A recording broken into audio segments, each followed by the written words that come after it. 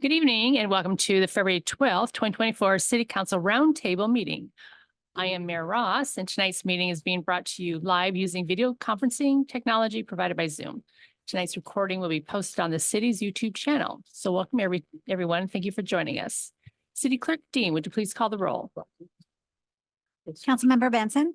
Yes. Councilmember Watton. Here. Councilmember Holloway. Here. Councilmember Washington. Present. Councilmember Cotton. Here. Councilmember Christensen. Here. Councilmember Johnson. Here. Mayor Ross. I am here. Sounds like everyone is here today. So we now move to our first item of business, which is to approve the agenda. Council may have a motion to approve the agenda. So moved. Second. It's been moved by Councilor Watton, second by Councilor Washington. Hey, she got it right. And we have one item on the agenda tonight. Vicious. Any comments or questions regarding it? Seeing none, all those in favor say aye. Aye. Aye. Any opposed, nay? The agenda is approved. So this evening's special business is a comprehensive plan overview and land use element discussion, which will be led by our Community Development Director, Emily Artecha. One second, Councilor Johnson. Thanks. That was just the agenda for the special roundtable. That is correct. Okay, thank you.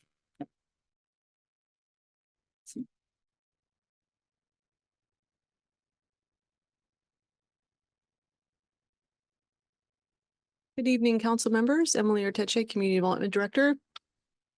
Tonight at this roundtable, I'd like to give you a brief Comprehensive Plan 101 tutorial. So, next slide, please. Yeah, the agenda tonight, just like to touch on a few topics: the purpose, why plan, GMA framework, plan elements, and next steps. Next slide.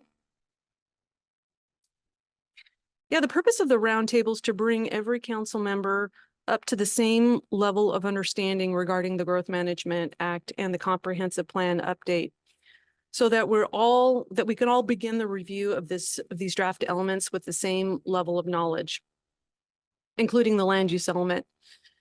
We have the addition of 2 new council members since you last met and discussed the Comprehensive Plan and Growth Management Act. It's been about 17 months since we did our last training, which was the short course on local planning. And that covered why we plan, the GMA framework, and planning the GMA plan elements and more. Next slide. Why plan? In short, we plan because it takes us where we want to go, and it's required by GMA, RCW 3670A, the Growth Management Act. This comprehensive plan will take us to the year 2044. The last time we adopted an updated comprehensive plan was in 2015, and much has changed since that time. Next slide. The comprehensive plan is guided and held within a framework called the GMA framework. You can see from this diagram on screen, it's like an onion. The city of Snoqualmie is at the core, with additional policies and regulations in the outer layers from King County, PSRC, and the state of Washington. The policies are the most broad at that outer limit, GMA. The Growth Management Act contains 14 planning goals that guide our local effort. And these include compact urban development, reduce sprawl, encourage multimodal, accommodate housing for all, encourage economic development, protect property rights, control predictable permitting, maintain natural resources, retain the open space, protect the environment, encourage public input, provide public services, conduct historic preservation, and manage our shorelines. Next slide. There are 8 elements in the city's comprehensive plan. They're listed on this slide, and they include land use, housing, economic development, parks, climate change, environment, transportation, capital facilities, and utilities. Climate change has not been developed yet. It will be developed as an added element to this comprehensive plan by the year 2027. Next slide, please.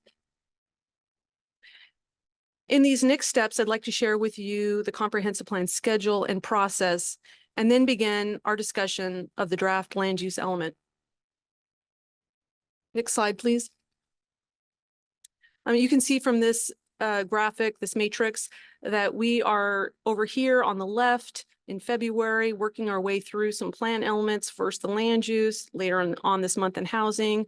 Then we move over into the third quarter of the year where we start to begin the consolidated draft plan, SEPA review, and an adoption process tentatively scheduled in September. Next slide, please. Yeah, I'd like to show you this process diagram. This graphic includes a visual for you on the update process. It starts with the community engagement off on the left through the Planning Commission, council committee meetings, and on to where we're at today with our first roundtable. While we're discussing these elements, background material for the elements is being developed, which includes technical documentation and analysis. And all of this work combined will get us to a final plan and approval. Next slide, please. Yeah, so let me provide you an overview of our first element, the land use element. The goals are aspirational and begin with strong and positive action-oriented words like development, plan, manage, and encourage. Each draft land use goal is followed by more detailed land use policies that support the goal. There are 8 goals in this element and covers the following areas. Maintain Snoqualmie's unique character and attractiveness. Feature and preserve the story of Snoqualmie's history and identity. Pursue annexations. Encourage compact development patterns. Manage development and protect property from flooding. Plan for high-quality residential areas. Develop a local economy. Provide institutional and utility land uses within the community. That concludes my brief Comprehensive Plan 101 introduction. I'd like to turn the table back to you and allow you the opportunity to ask some questions, engage in some discussion, and having some meaningful input into where we're at with our first element. Council, do we have any questions regarding the land use portion?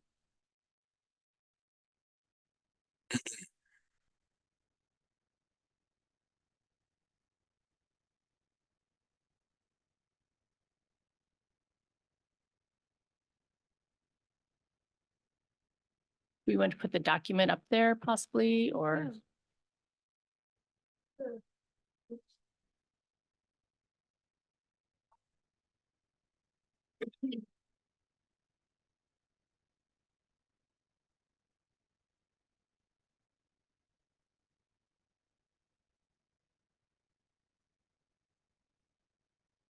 Just had Dana bring up the detailed goals and policies that I just summarized on this last slide. If you want to take a moment to just refresh what those say, then perhaps we can engage in some more discussion. And I will be right back. I need to go grab something very quickly from my desk, so.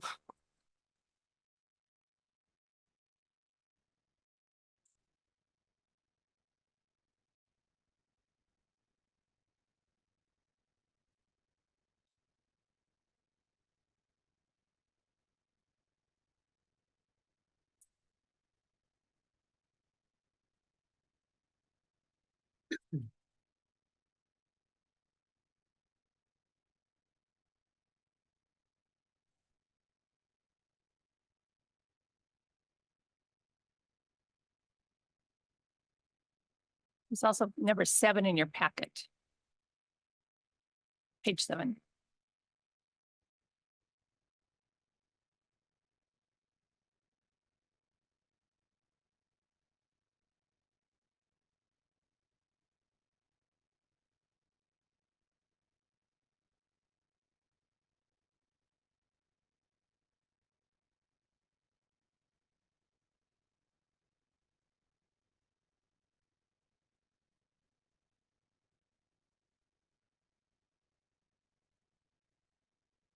Councilor Watton. Thank you, Mayor. Would it make sense to take these one at a time, or should we go through and, whatever floats our boat? Well, we can read the first one if you have, and then come any discussion about it. I think there's 8 total. The first one maintains Snoqualmie's unique character and attractiveness with new development that complements the existing built and natural environment and allows a rich tourist and commercial center to thrive.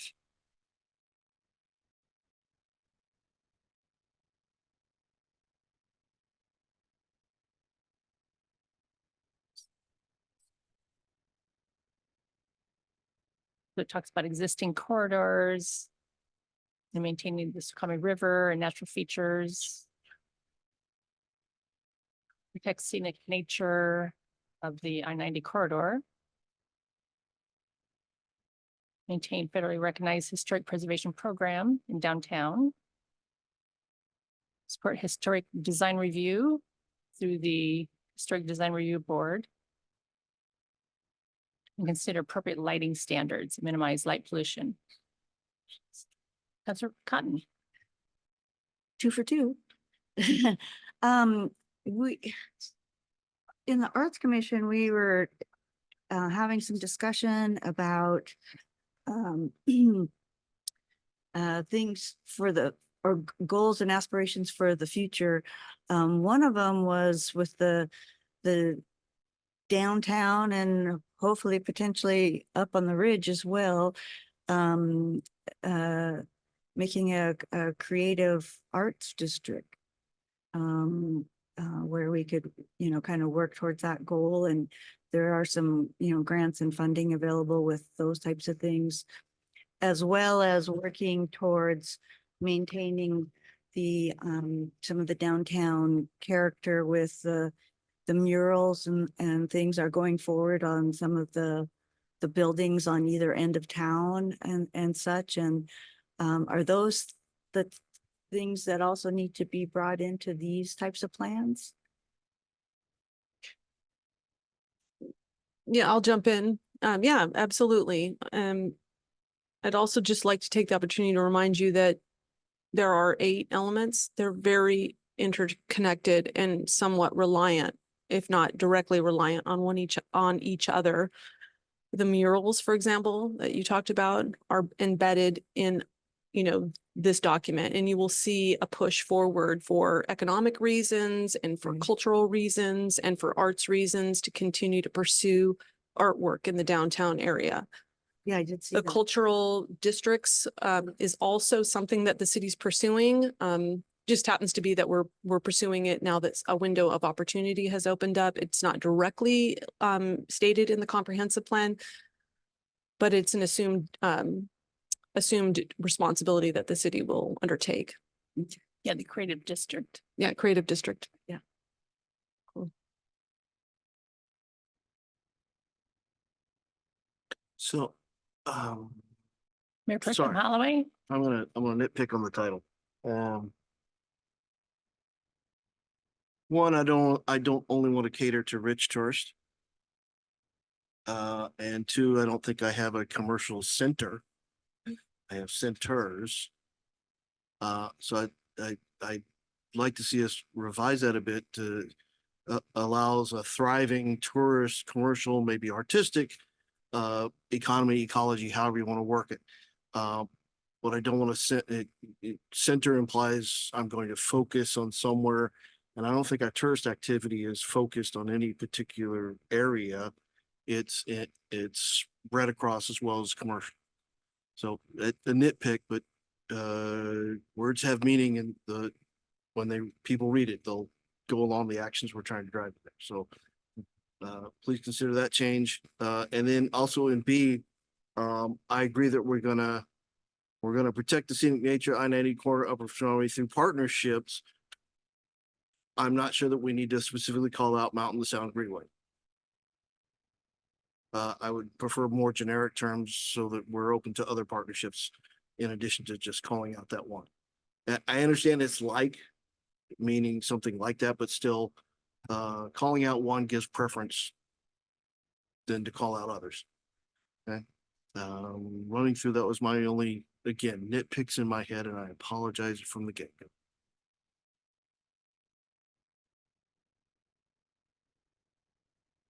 Okay.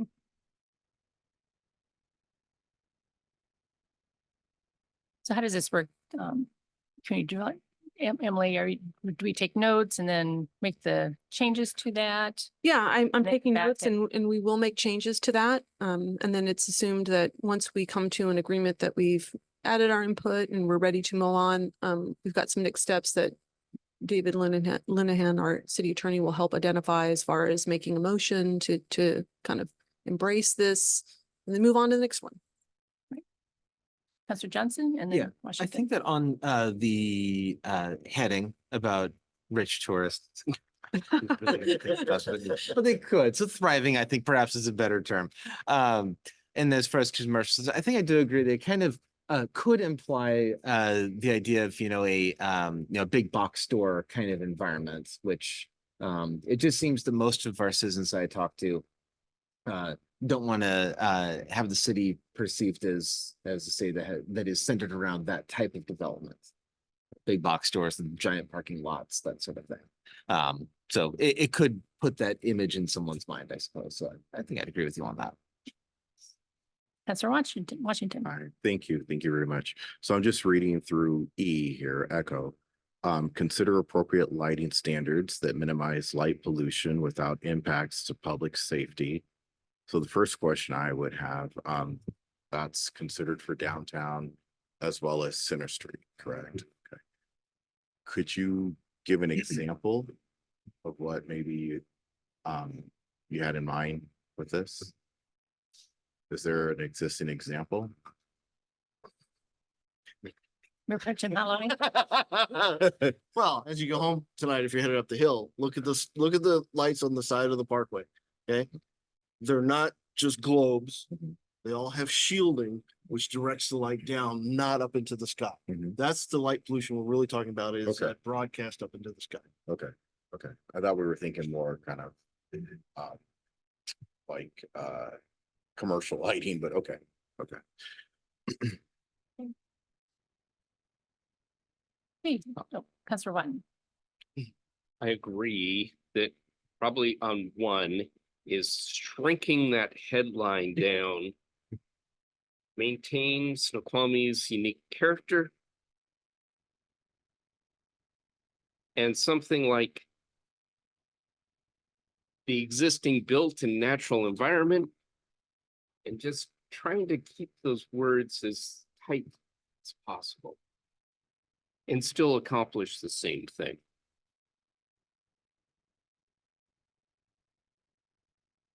That rather than rich tourist and commercial center, Well, but Mayor Pro Tem Maloney. inviting to rich the tourists. the only part, so be aware that this is a balance that is being shown here.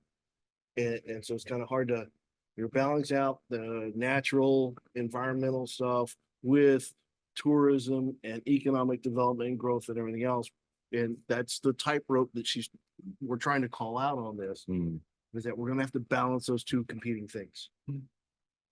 And ideally find ways they help each other. Councillor Johnson. Yeah, I wanted to mention just one other thing on the lighting is this also goes to what Community Development Director Arteggio is talking about with how these things interlace with each other, all these different elements. That's of course an environmental issue with lighting. It affects things like migratory patterns, birds and that sort of thing. So, yeah. Good to know. Should we move on to number 2? Do you want to read number 2? Are you waiting for it? Okay, go for it. Feature and preserve the story of Snoqualmie's history and identity using buildings, districts, and landscape with sustainable development that fosters civic pride.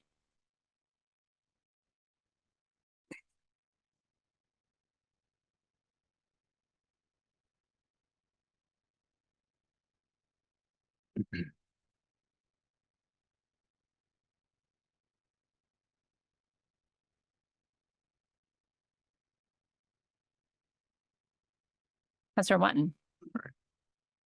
Think on this one, when I see this, it's more about tell the story of Snoqualmie's history through, and then list that out.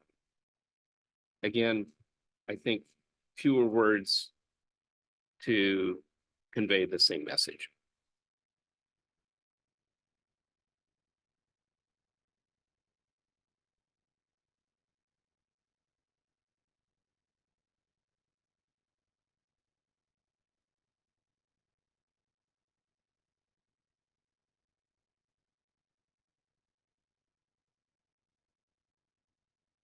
Counselor Benson. Yeah, I think I disagree a little bit. I'm all for Hemingwaying everything out and paring out the unimportant words, but I think telling the story is different from featuring and preserving it. I think that I think the preservation aspect of that bears mention specifically. You know, we want to make clear that we don't want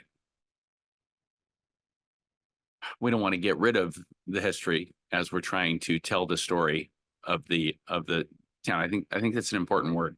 The spirit of paring down the words, though, I do like. Counselor Christensen. I'd agree. I think that we need to keep keep the term preserve in section 2 as well. A number of the bullet points include specific actions that are being taken to preserve, for example, Snoqualmie Valley history facilities, all of that. And so I do think that we should keep it up there. I am fine with, taking out words and terms that are not necessary, but I do think that we need to keep that one in there based on the subject matter below.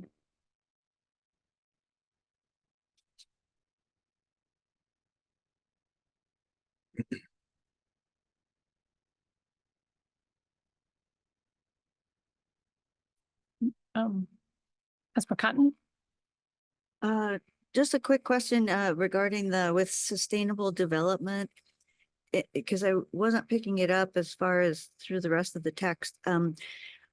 We are talking about controlled development, right? Like limited or, so even though it's sustainable, we don't want uncontrolled development in the certain areas, ideally. Does it come with our goals and stuff that we'll be discussing later? Okay. So there's Mayor Pro Tem Holloway and then Councilor Johnson. Just on G, I'm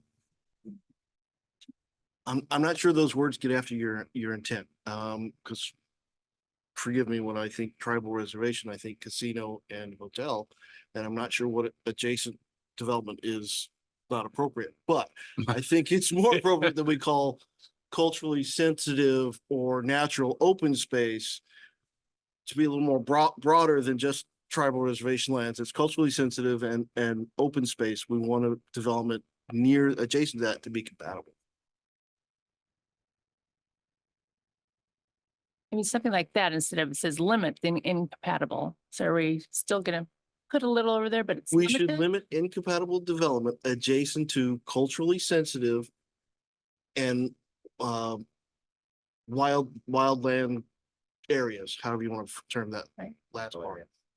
Huh? Natural areas. Yeah, Yeah. natural open spaces. So I mean, Or s- again, I'm not sure if I'm gonna go up Meadowbrook, up that hill, exactly what development I would limit along that corridor, which is really the land that is adjacent to the reservation. Okay, so I just calling out the reservation singular, I think is the issue I'm having. It's any of the culturally sensitive lands or open spaces, natural open spaces. Good point. Councilor Johnson? Yeah, and then I Councilor was Benson. about to just rephrase exactly what you just said, so. Yep, you That's- brought it home. So then the other thing was about the issue of sustainable development versus. Wait, I'm sorry, Yeah. before you get into the new thing that you're about, can I just comment on this one? Okay. I don't mean to be, I don't mean to cut you off. I just, I'll yield. I'm on that point in G. Is there a reciprocal sort of sentiment from the tribe that they're going to limit their land use in ways that are incompatible with the city?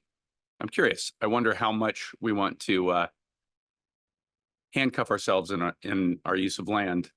And maybe it should be written in such a way where we include a phrase that is, in concert with the tribe, because I don't know that all of their land uses are completely compatible with the city, which they're sovereign land, they can do whatever the heck they want. But if that becomes the attitude, then maybe we need to have some sort of reciprocal language with the tribe before we shackle ourselves too much on how we're going to use our land. Councillor Johnson?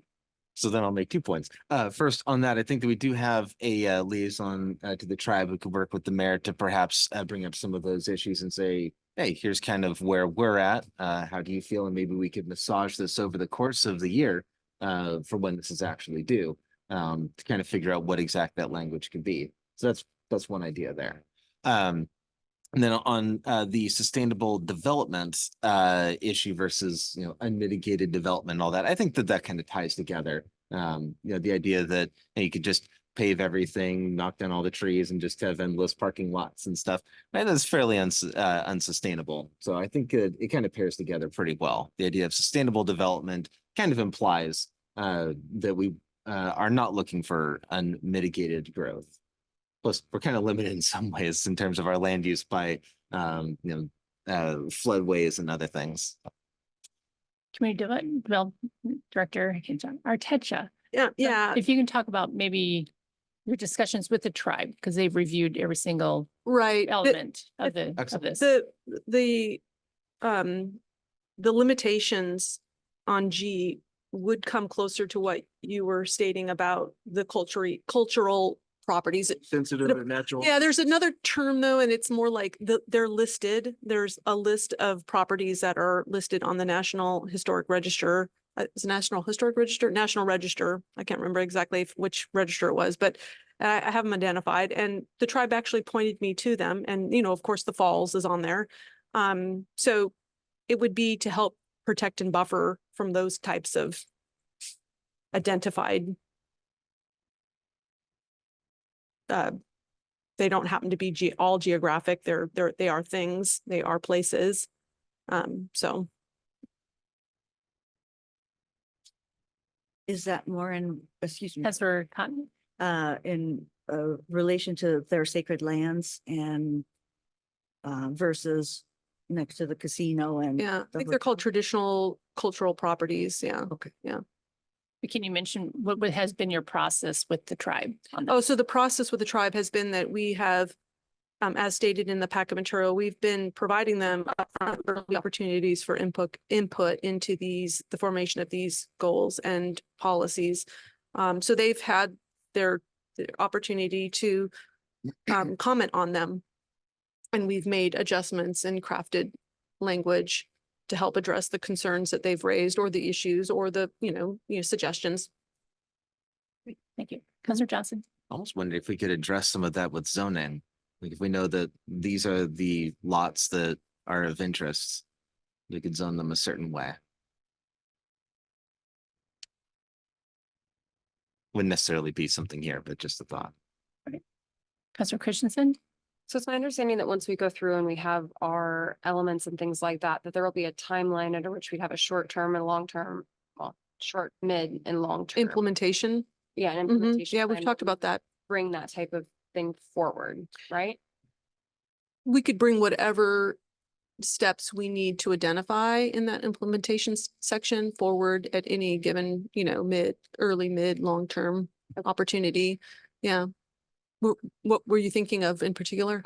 No, I was just thinking the implementation and then in line with Councilmember Johnson's comment about that there would be other opportunities where we take the broader document and break it down into the next steps. Yeah, I mean, might even not be, rezoning, but perhaps there's a plan that would go through and identify where all the traditional cultural properties are located. And, maybe there's some action items associated with that. Those are called like framework plans. We do that all the time, as we develop, little mini plans for different parts of the city or as a whole.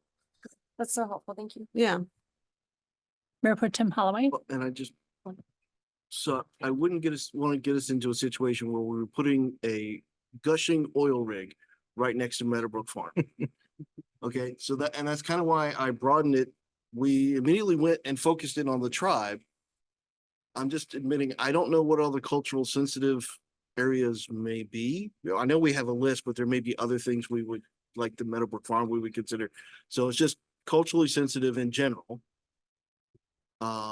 Is why I went that way. I didn't want us, we need to talk to the tribe, need to work with the tribe and everything, but they are not the only constituent here. Counselor Johnson. Yeah, so just essentially what I'm hearing is adjacent to culturally sensitive areas. I know there's a better term that Development Director Arteche just said, and I forgot what it was, but that word. And something along the lines of open spaces that we want to preserve. Yeah. Something like that. I'm more than happy she takes our ideas and not our words. Yeah. Yep. Right. Let's move on to number 3. Right. Pursue annexations that implement the future land use map designations.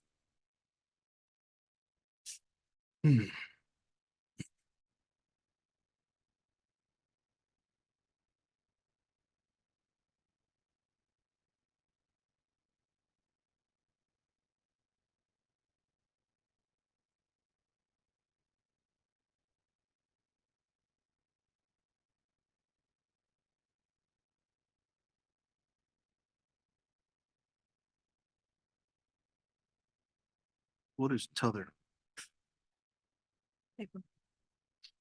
And in alignment with t'other community goals. It's dialectical. Which number is that? That was on C. No, 3B. No, I'm sorry. Yeah, 3C. B. Where'd I go? It's 3B. 3, yeah, I'm sorry, 3B, lost it there, last line. Oh, yes. In there it is. alignment with t'other community And goals. together Okay. Other or together. with other community goals. Sorry. Yeah. With other community goals. Yeah, it's a typo. Thank you Yep. for pointing that out. No.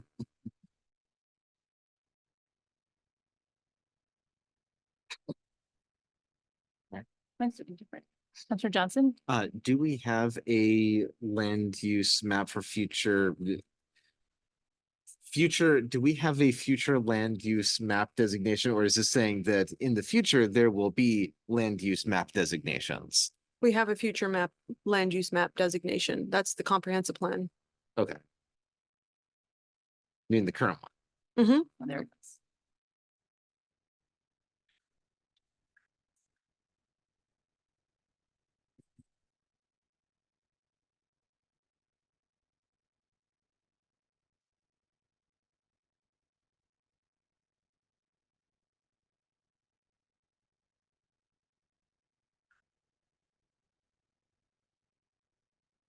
Councilor Cotton. Are there already designations for future annexations by the city at this stage? Is there, Yes, is that on the map? it is on the map. Yeah, we have land use designations or future land use designations for the annexation areas. What do they call them? Urban growth areas.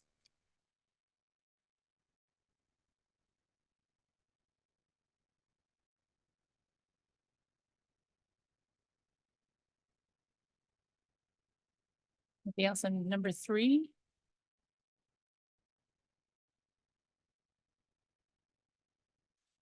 Number 4?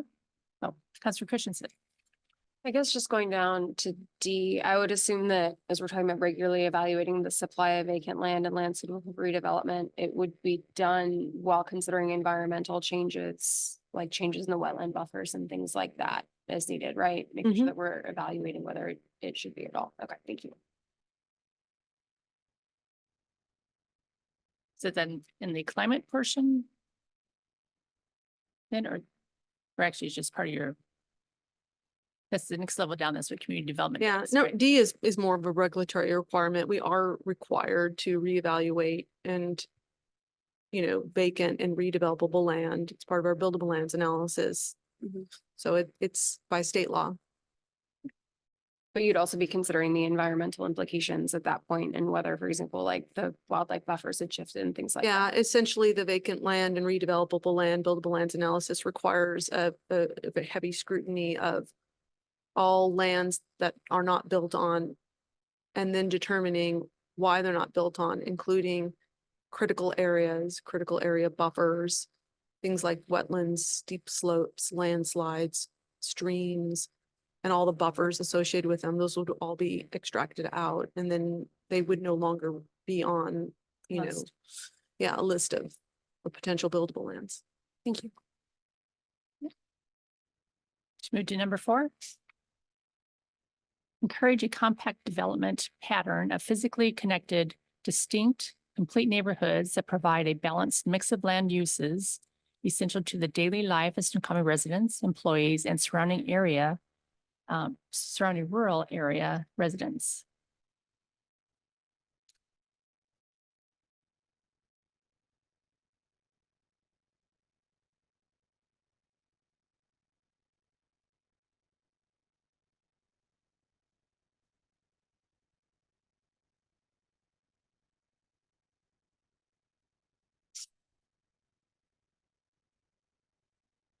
Counselor Johnson. Does quote unquote Snoqualmie Hills West exist as an entity?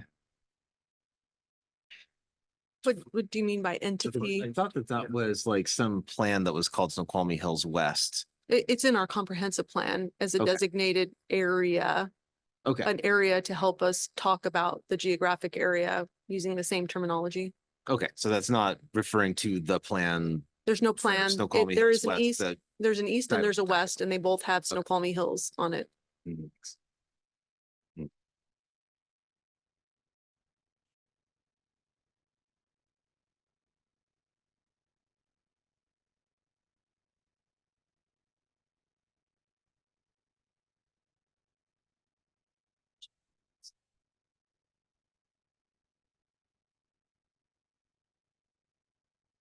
Mayor Pro Tem Holloway.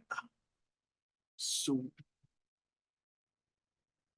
in order to pursue some of these, I kind of feel like there's an element missing in that being the connectivity of Snoqualmie. We will never be a self-contained community as far as jobs and services and everything else. There will I envision we will always have some portion of our population which commutes to work. Okay, so in order to pursue some of these goals, doesn't there need to also be an element that says we will work with broader entities to try to get more regional connectivity, more commuter options and things along those lines? Is that somewhere else in here? Okay. It's a good thought. It's a good thought. Yeah, we got housing element, transportation element, capital facilities element. All, Right, but this particular one, compact develop, all right. I get you on, okay. Counselor Johnson. Yeah, I think that the idea here is to encourage the compact development that would allow people to not necessarily have to commute out, but that's definitely not saying that Would love we to. will, ban anyone from leaving the city. It's just encouraging. So that I support. But to the Mayor Pro Tem's point, absolutely, we're a commuter city. I don't see that in general changing significantly for another 100 years. All right, I'm short advising you. We ought to Mayor Pro encourage, Tem Holloway. Not encouraged. we ought to encourage future conversation about light rail making its way out here. And things along those. 2080.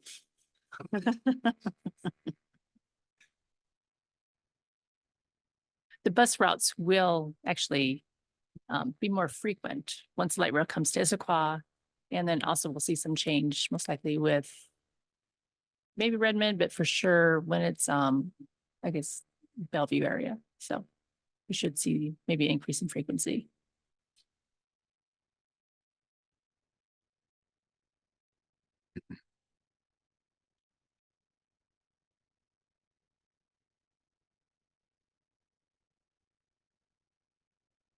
Anything else on number 4?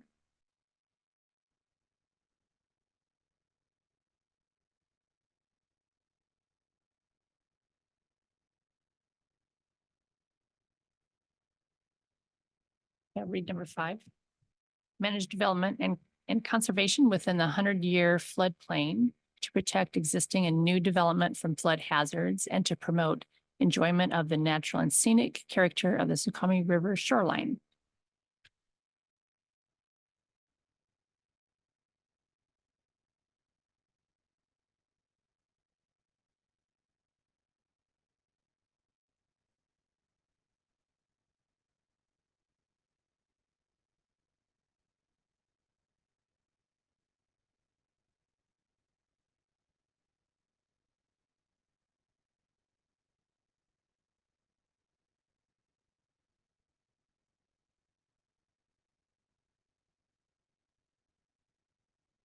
Counselor Johnson? The only thing that I don't see, maybe I just missed it here, was any mention of the river walk. So it says to manage and develop the conservation and new development for flood hazards and to promote enjoyment of the natural and scenic character of the Snoqualmie River shoreline. Did I miss it, or is that something that should be in here? It's in the economic development element. Would it hurt to mention it here? It's called the River Trail now. River Trail. Yeah. And just getting to the issue at the very end of the sentence there, promoting enjoyment of the natural and scenic character of the Snoqualmie River shoreline. That's kind of what I'm getting at, is I think that addresses that.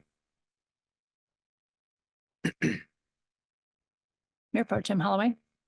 So, just clarification on A. Redevelopment residence zone featuring a range of housing options, including furniture within walking distance of the historic downtown community. Are there portions of the floodplain that we consider not within walking distance of the downtown commercial district? And by implication here, we would discourage this kind of activity in those areas?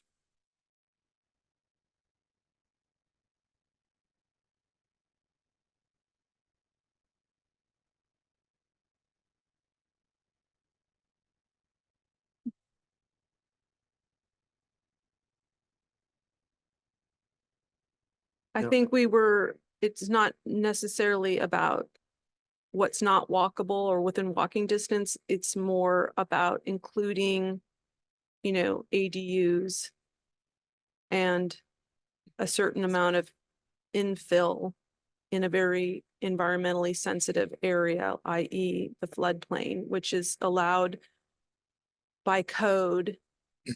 So it's a carve out in the code to allow for some opportunities for redevelopment where we wouldn't really have other redevelopment. And we are saying that it's in proximity to the downtown. So it's more like a safety measure there. Like we're saying that, we're not just allowing it willy-nilly. No, we're allowing it when it's needed to allow redevelopment in the downtown area.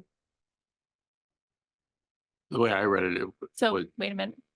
Say Raise your hand. Okay. Councilor Cotton? Go ahead. Councilmember Benson.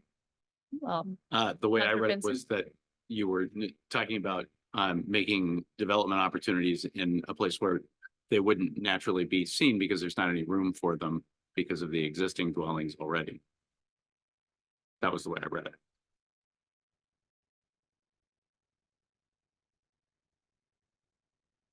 Councilor Well, Cotton? Everything is pretty well walkable in the downtown area. You can walk to anything.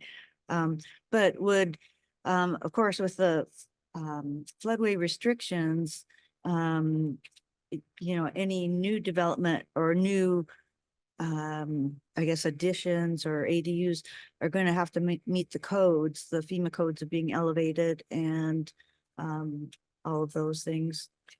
Correct. Yeah. And I take exception to the 100-year floodplain because in the last 20 years, I've been through 200-year floods. And so it doesn't happen every 100 years. I have to tell you that. Correct. Yeah. This A is more geared at a policy that would continue to support the development code, allowing for this development where normally we would say, nope, no new development in the floodplain, no. But okay. Very cool. But we could certainly take out walking or something like that. Or Yeah. stated as a preference, but it's your call. Anything else, number 5? Number 6, plan for and encourage high-quality residential areas that provide dwelling units of various type, density, and costs to meet the needs and interest of every economic segment of the community, including low, very low, and extremely low income households.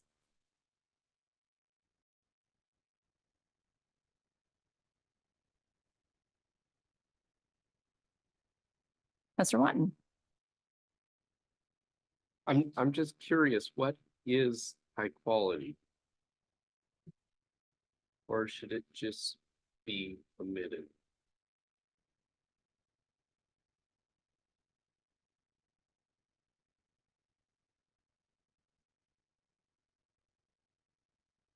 Counselor Johnson. Yeah, I think that's a decent point. And that did catch my eye as well, that it's vague if just left as being high quality. That said, it's not like I want low quality residential areas either. So it could just be left up to interpretation. But if we were to enumerate it, it could be things like, if parks within walking distance, retail within walking distance that are safe, and you kind of just go on and on and on. So I think that I'd be fine with either just leaving it as a vague thing, like, yeah, we just want them to be good, or getting rid of it, since it isn't defined. I think I go either way on that, but I think it's a good point that it's vague.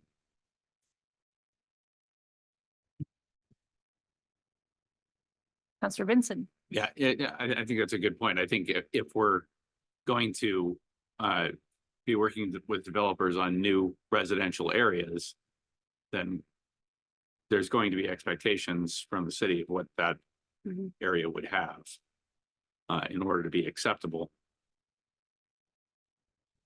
And that is high quality. So maybe that's the right words to be in there. And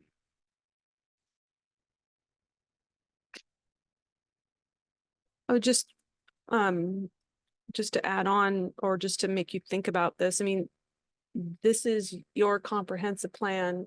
You have the ability to put keywords in that make this plan different than other communities. Other communities are going to use the exact same low, very low, extremely low.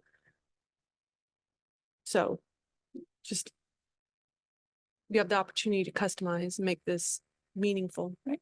Counselor Benson and then Counselor Watton. yeah, I think by leaving in even a vague and unclear phrase like high quality, it forces us to later look at it and say, what is it that makes it high quality? What are the things that we have an expectation of in a residential area? And what's missing in the plan that's being presented at the time, if anything. I think the criticism of the phrase is also its major benefit. Counselor Cotton. Is there a standard we use to define the low, very low, and extremely low income? Is that county or state or something for the city? Yeah, and we will get to that in the housing element with very detailed definitions. Okay. Counselor Washington. Yeah, I just focused on B here on Bravo. So support inclusive community planning that identifies the needs of diverse communities, protects cultural resources, and embraces cohesion in the face of change. So I don't know. I'm kind of struggling with what any of that means. I don't kind of the way I'm thinking about it. Could we just put in there support inclusive community planning that promotes DE&I? Because I'm struggling with what the rest of that sentence actually means.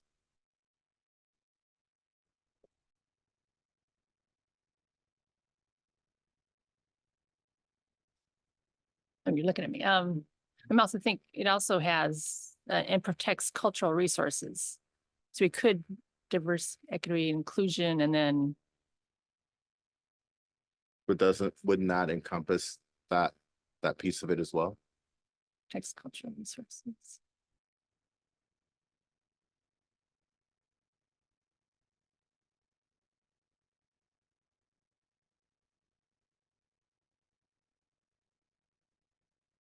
I'm not sure.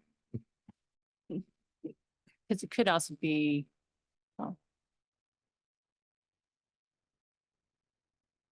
it could, but I think there's also, like historical resources that, like internment camps and stuff like that we've had, right? That would also protect it, but Councilor Johnson? Yeah, I think that in general, I agree with Councilmember Washington's point about DE, and especially with the embraces cohesion in the face of change. That is a bit of a word soup in a way.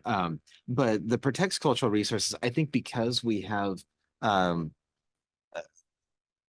at least one particularly prominent culture in the area with historical resources and cultural resources they want to protect. I especially want to call that out, but there are others as well, like the internment camp those mentioned. So I think that I would like to keep the protects cultural resources because we have some specific ones in the area. We don't necessarily need to call out the exact names of them because there is more than one. But as far as the embraces cohesion in the face of change, I think I agree with something along the lines of DE&I, diversity, equity, inclusion. Right. It's being a little bit less word salady.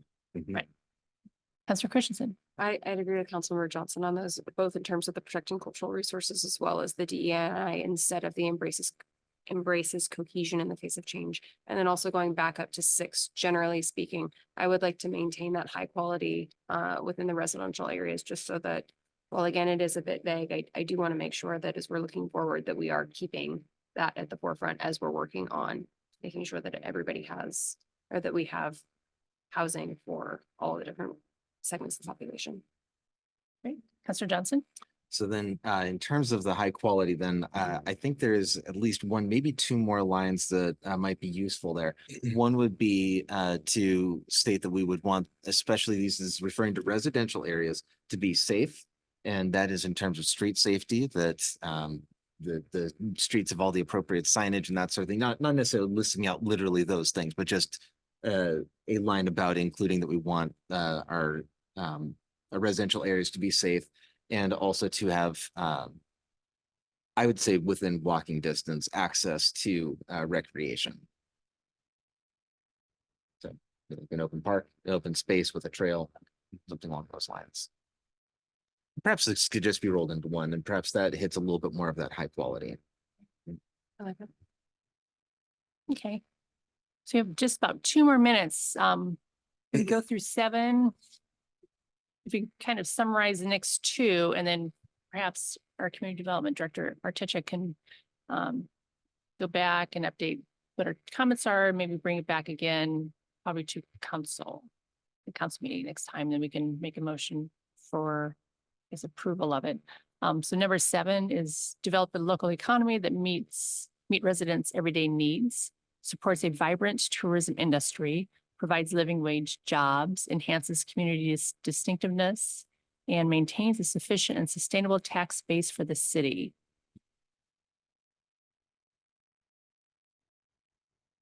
Allows for sufficient service, hospitality, and office uses in retail-focused areas, and promotes neighborhood scale retail and service businesses within mixed-use developments.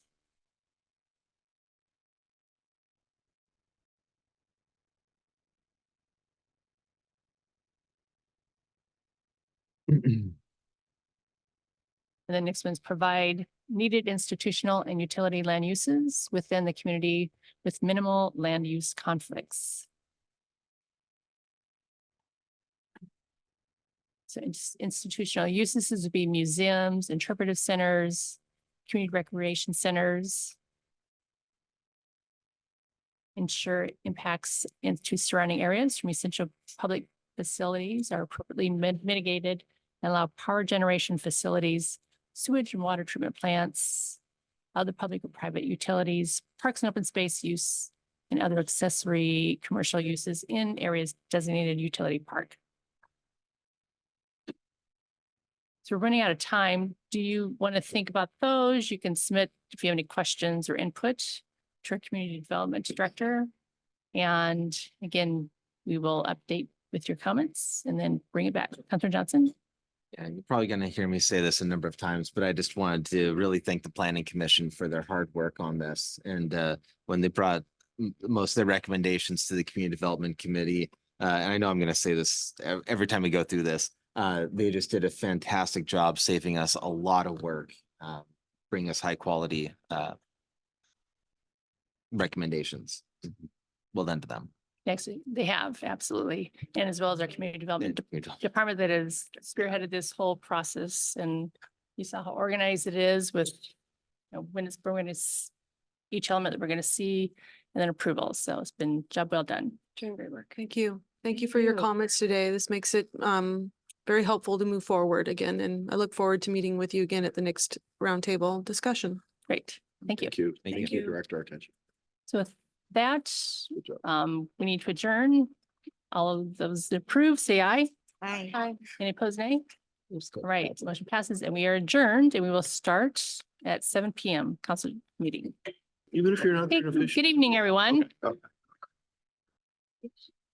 So we just completed a roundtable and now we're going to start our council meeting. So it is now 7 PM and let the record show that all councilors present. We now move to our first item to approve the agenda. Council may have a motion to approve the agenda. So moved. So moved. Second. It's been moved by Councilor Johnson, second by Councilor Cotton. Any questions or any discussion, council members? Seeing none, all in favor, say aye. Aye. Any opposed, nay? Right, the agenda is approved. Council, please stand and join me in the Pledge of Allegiance. And Councilor Washington, would you please lead the Pledge of Allegiance?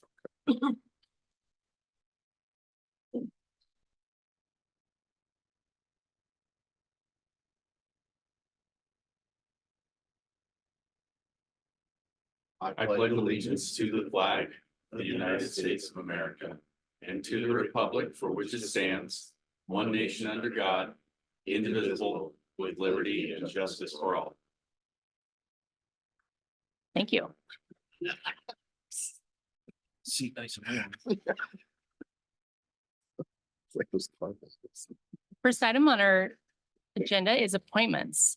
AB 24-013, 2024 Council Liaison and Regional Appointments. Mayor Pro Tem Holloway, would you please introduce this? All right, I will introduce, I'm sorry, I can't get Zoom up and going for me. No, I can't either.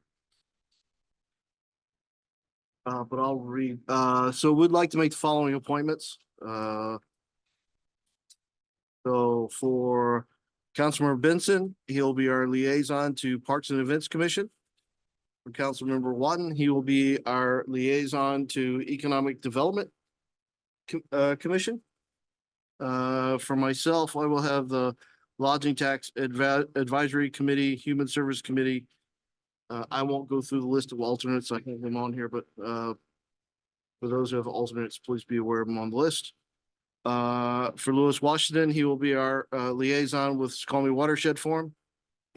For Catherine Cotton, we will have her as our liaison for the Valley Hospital District. And Kat, I was that, so I'll be your alternate and can help with getting engaged there. Councilmember Cotton will also have the Arts Commission and Railroad Days. Councilmember Christensen will have the Sound City Association pick, as well as the Snoqualmie Valley YMCA Board and King County Conservation District Advisory Committee. All right. And Councilmember Johnson will be our liaison to the Snoqualmie Valley School District, as well as the Northwest Railroad Committee and Planning Commission and well, alternate to Meadowbrook. Said I wasn't gonna do it, but I did it anyway. Thanks. May I have a second on the appointments? Second. Any discussions? I do know at least the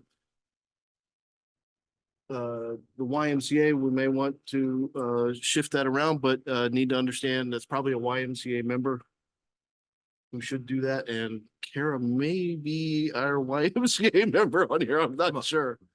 Okay, so we'll talk to you later about that. Great. So it's been moved by Mayor Pro Tem Holloway and second by Councilor Johnson.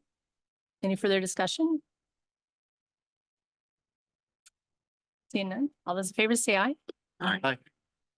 Any opposed, nay? Great. And So, Dina, I'll email the list to you. right. Excellent. Moving on, we have under appointments, AB 24-029, appointment to the Arts Commission. So purposes of this agenda bill is to confirm the mayor's recommendation to appoint Sarah Ellie to the Arts Commission. Sarah has applied to fill the vacant position number 5 on the Arts Commission. She has lived in the city for 2 years and is an architect with experience working on public projects, including selecting artists and incorporating public art. She is passionate about using art to connect with other people, and she will make a great addition to the Arts Commission. Council may have a motion to confirm the appointment to Arts Commission. So move. Second. This has been moved by Mayor Pro Tem Holloway, second by Councilor Benson. Council, any discussion? Seeing none, all those in favor say aye. Aye. Any opposed, nay? So it's unanimous. So Miss Ellie is on the Arts Commission. No.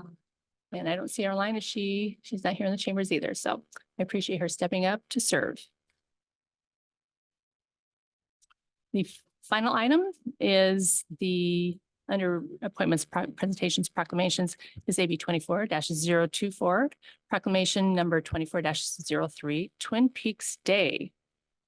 So February will mark the 7th consecutive year that the state of Snoqualmie has recognized Twin Peaks Day.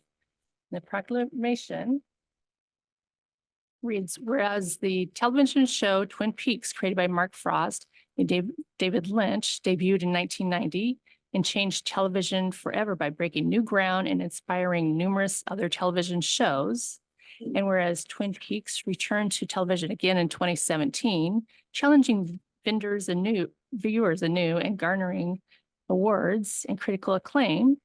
And whereas Twin Peaks captivated television viewers around the world with scenes filmed in Snoqualmie and the Snoqualmie Valley that emphasize the natural beauty and history of our region.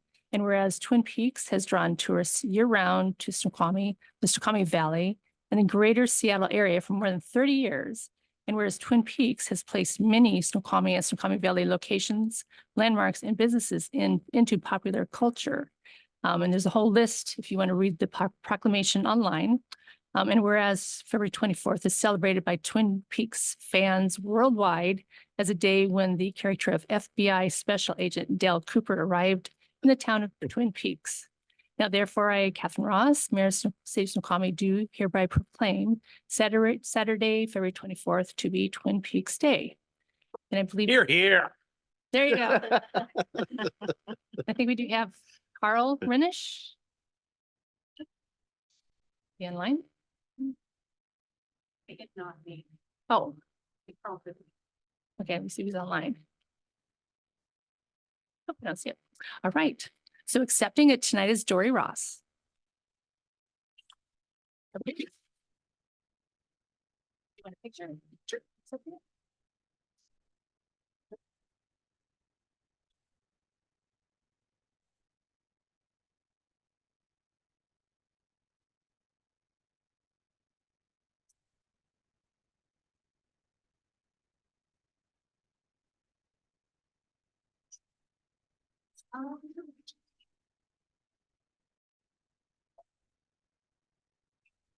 Can you say your words backwards, please? Oh, geez. Ethan.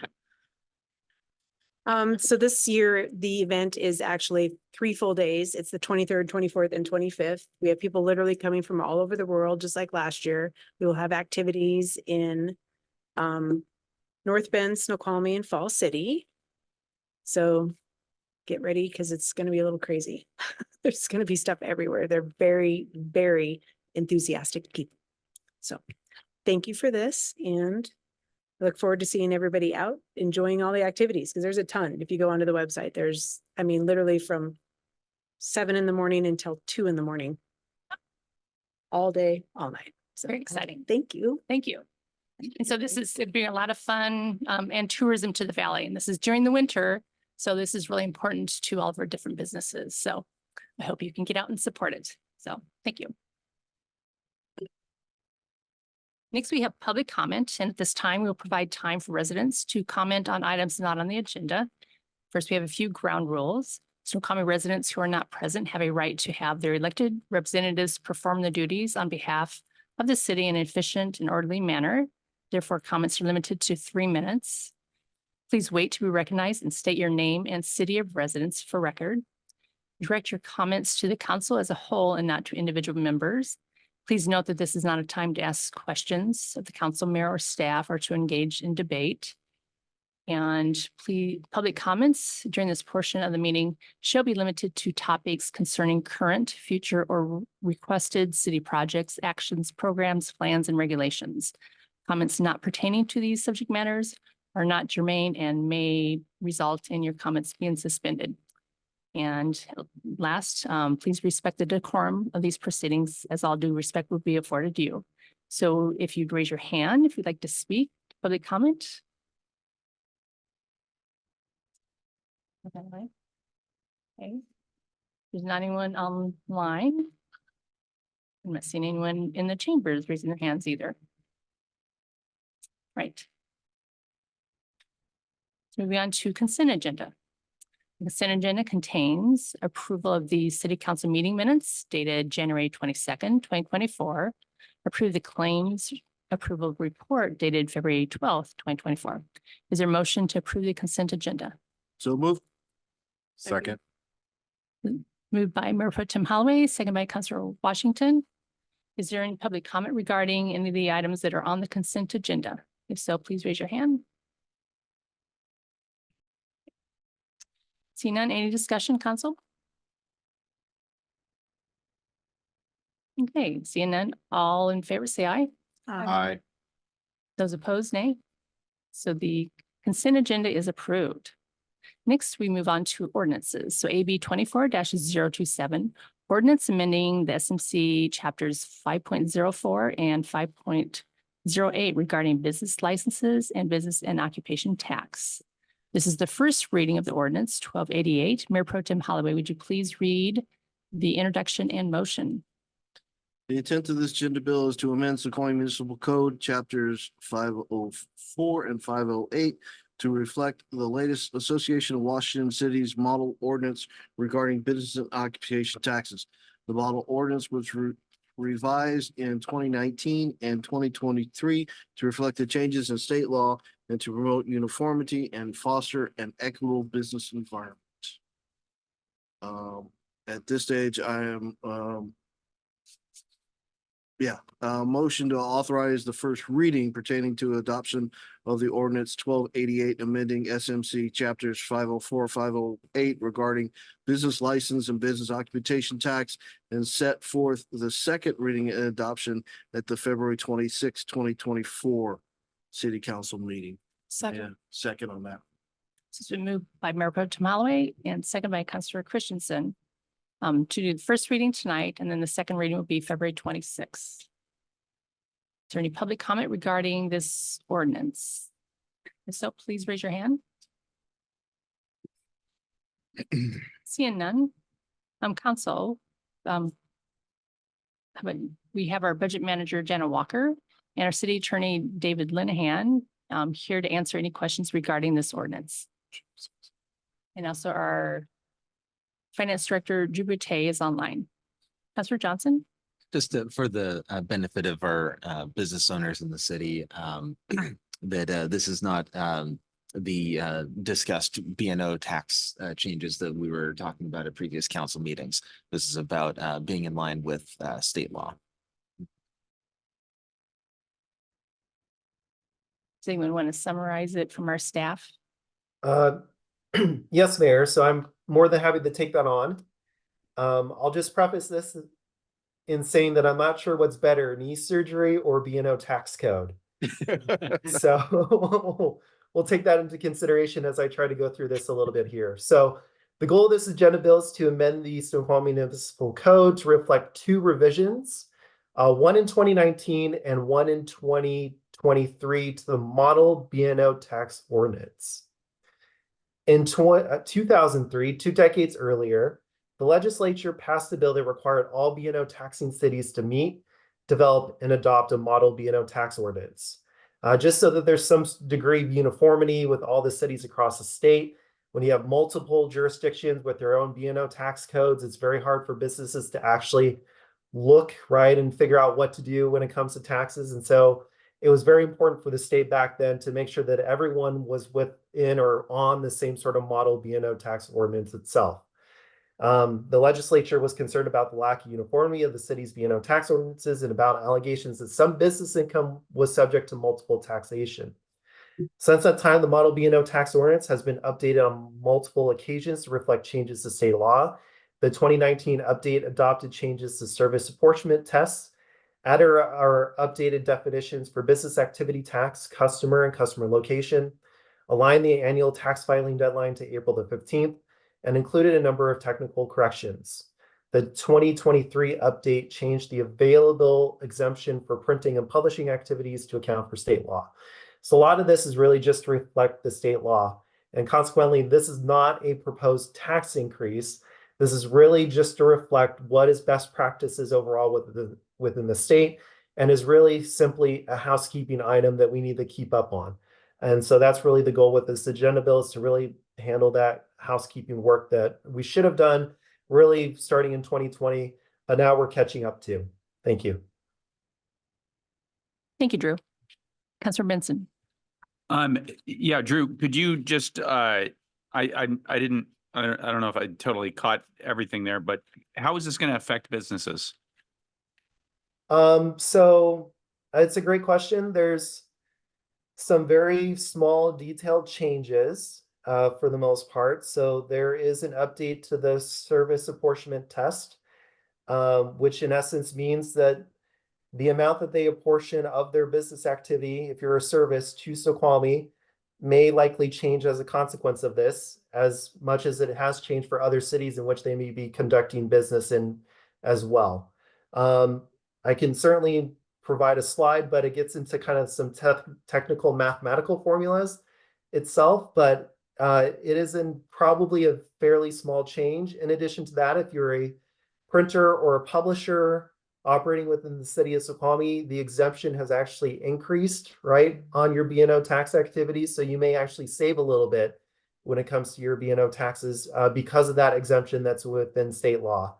So so Drew, the part in here that talks about promoting uniformity and fostering an equitable business environment, is that to even things out across cities, businesses in different cities? That is true. Really, the goal of the state legislature is to prevent multiple taxation between two taxing jurisdictions. So if you're a business that's operating in North Bend as well as Snoqualmie, your entire gross income shouldn't be taxed twice, or taxed twice for B&O taxes, all of it by Snoqualmie or all of it by North Bend. So a lot of what the law is set up for is to make sure that we can apportion what is properly for Snoqualmie and apportion what is properly for North Bend to tax. Thank you.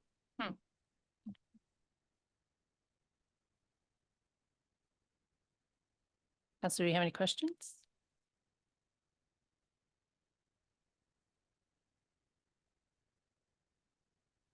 So this is the first reading. We could think about it over the next couple of weeks, and then it will be back February 26th, unless you've done any further discussion.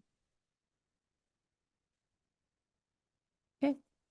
See none, we were moving on then. Thank you.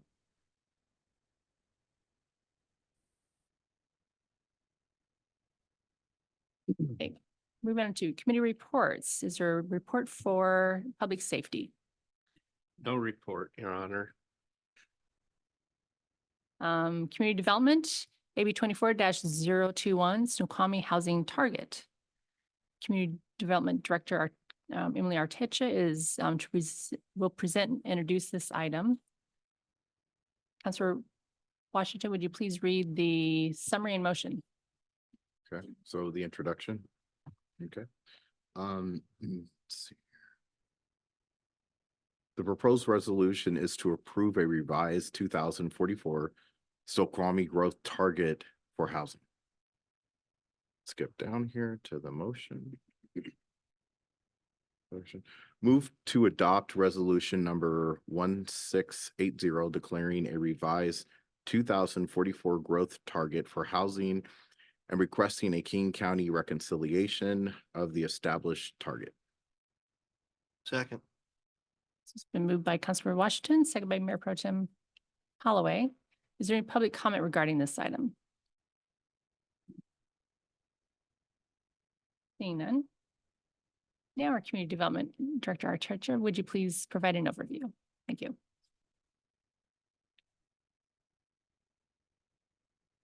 Good evening, council members. Emily Arteche, Community Development Director.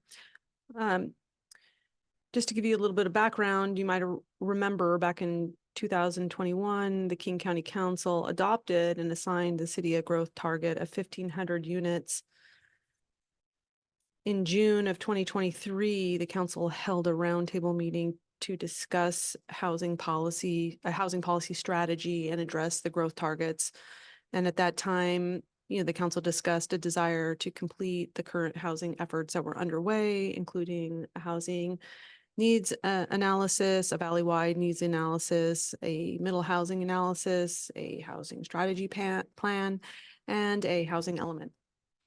And that would include a land capacity analysis and a buildable lands analysis. Since that time, we have completed all of those studies and those analysis, and we are at a point where the next step in the reconciliation process would be to adopt a resolution requesting the reconciliation process from the county, which they've asked us to do. That is why you have this resolution before you today to consider.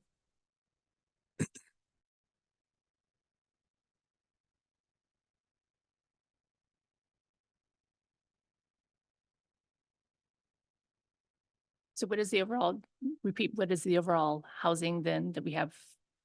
So this resolution would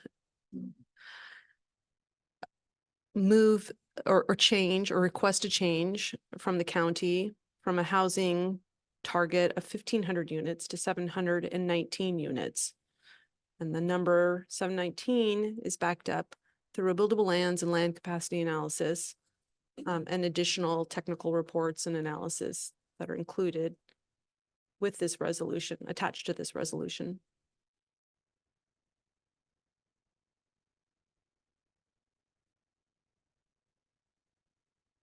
Is there a chart in that?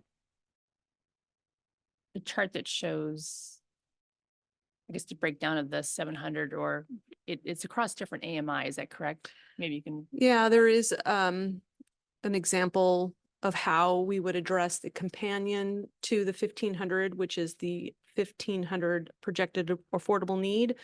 They're not different numbers. They're the same number. It's just how we would accommodate housing within the 1,500 units at various AMIs, from the very low to all the way up to 120% AMI, including emergency housing and supportive housing. I believe I can bring that up. Just might take me a minute. I think it might be page 9 of your report. Dana, could you bring that up? But Mayor Pro Tem Holloway. so help me with this. At least in the eyes of the greater entities, Snoqualmie is urban growth sprawl. But regardless of that, we were assigned a growth target of 1,500. Million. And in doing the analysis of how much we could really do if we really wanted to do all we could do, we said we can do 719 full build out of available growth. And as a result of that difference, we are now at the stage where we're going to go ask reconciliation to say your 1,500 is more than we can reasonably do. Right. Let's come with a more reasonable number. Even though my opinion and they're going against their own edicts. So I don't know that I need to go deeper than that, other than that, where we are and what we ought to do. Right. Councilor Johnson. The report, I think, was very thorough. The reality is that there just isn't a lot of land left that isn't environmentally sensitive or under restrictions of various covenants that are legally binding. So yeah, there's just not a lot of room left to build. And I think that this report does a very good job of detailing what is left and what the actual capacity is. Right. And back in 2019, that's when the Salish was purchased. And so the Salish expansion then stopped. And so some of those numbers would have been included in the 1,500. So we no longer will have those to build. It's part of it. Do we have any other questions?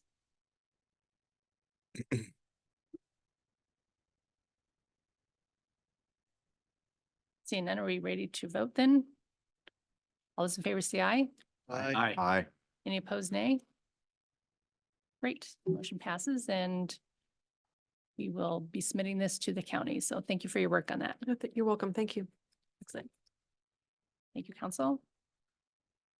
Next one is Parks and Public Works Committee. We have, well, first of all, anything further for community development report? Not at this time. Great, thank you. Parks and Public Works, we have AB 24-030, the 2025 solid waste collection contract.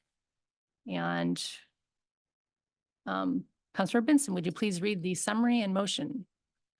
The current solid waste handling contract with Waste Management was implemented in 2012 and is set to expire May 31st, 2025.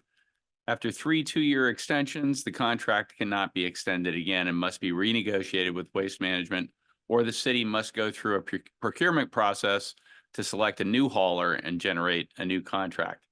Snoqualmie Municipal Code limits new contracts to a maximum of 7 years.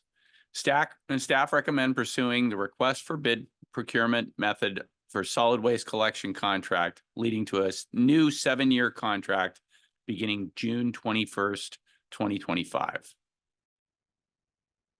Motion for Parks and Public Works staff to pursue a request for bid option for the June 1st, 2025 solid waste collection contract.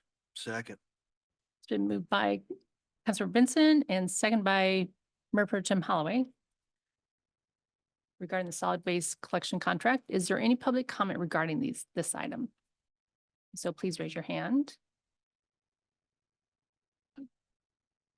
Not seeing any. We do have our interim Parks and Public Works Director, Jeff Hamlin, here that will kind of provide an overview of this. Thank you. Oh, good evening, council. Sorry.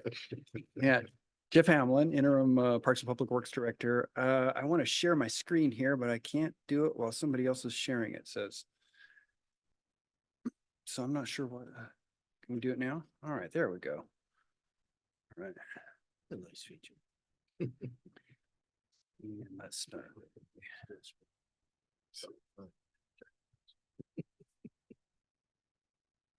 There. Okay.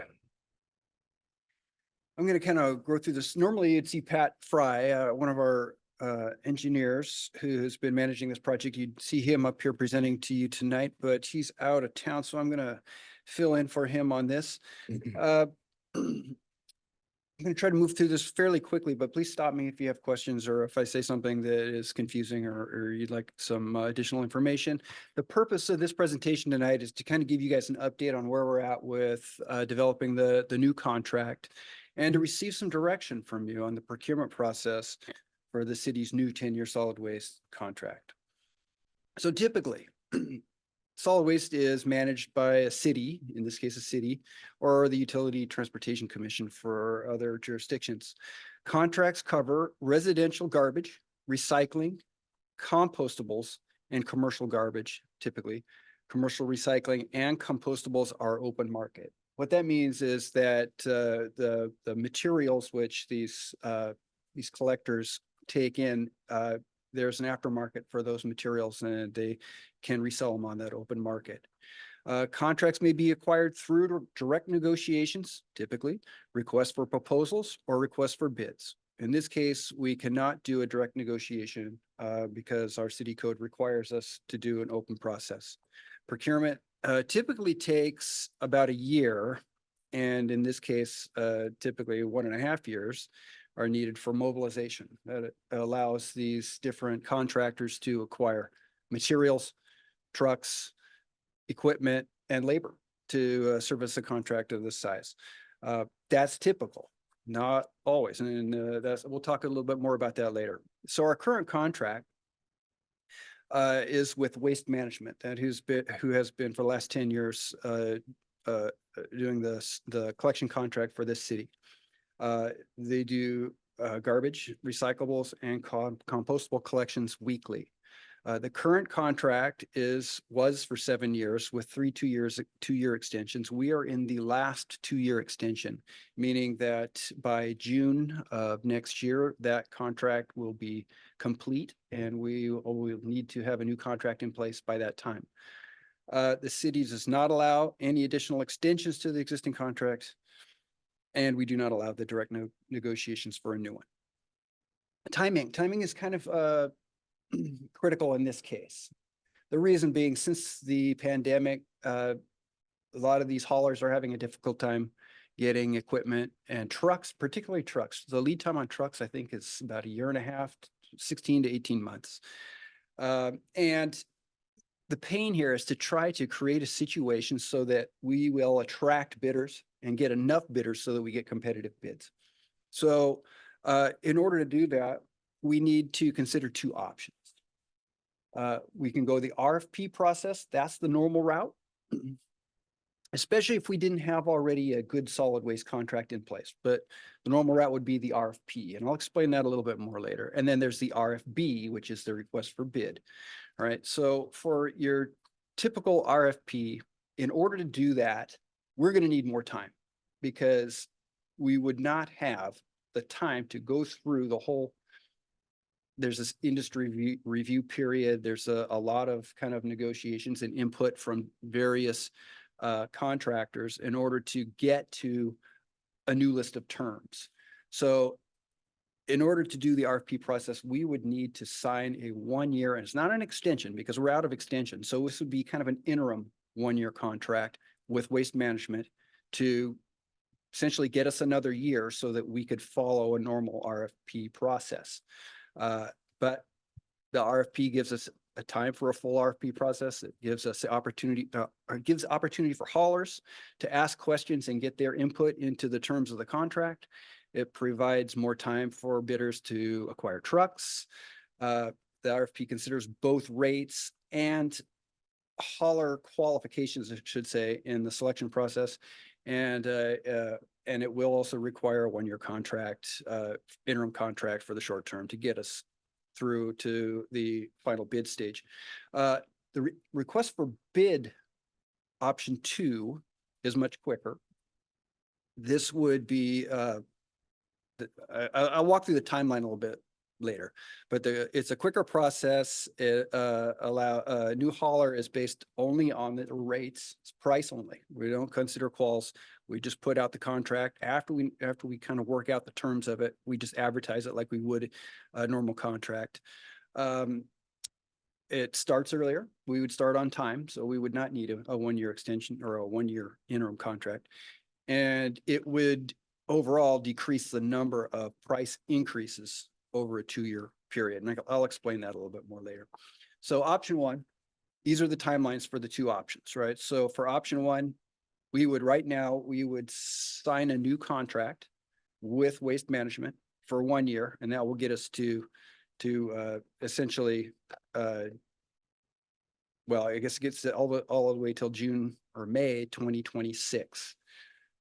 This contract runs out at the end, well, I think it ends out in June 2025, and then we'd have a 1-year contract, which would take us to May 2026. There we go. And then the new 7-year contract would start after that. Option 2, we will just go right to bid.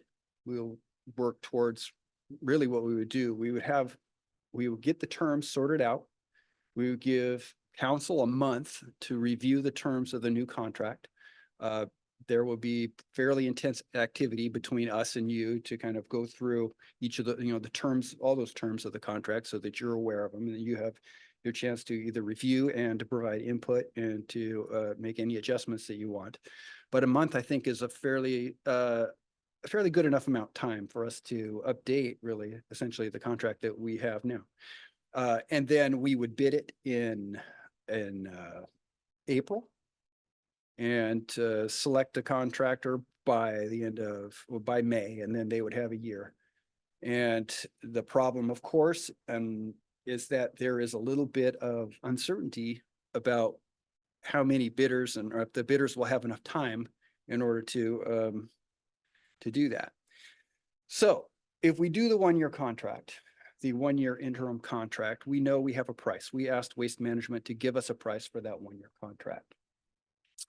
The bad news, prices are going up, no matter what. When that new contract starts in 2026, they're going to be higher. Or in 2025, I guess. I'm losing track of my timeline. But the prices are going up and we're seeing substantial prices.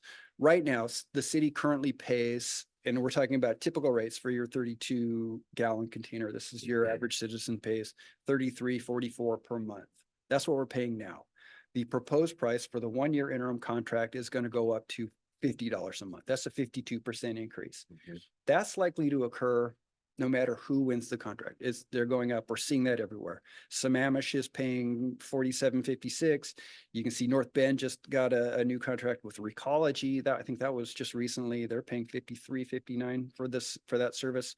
Notice that this is weekly garbage, recycling, and compostable service.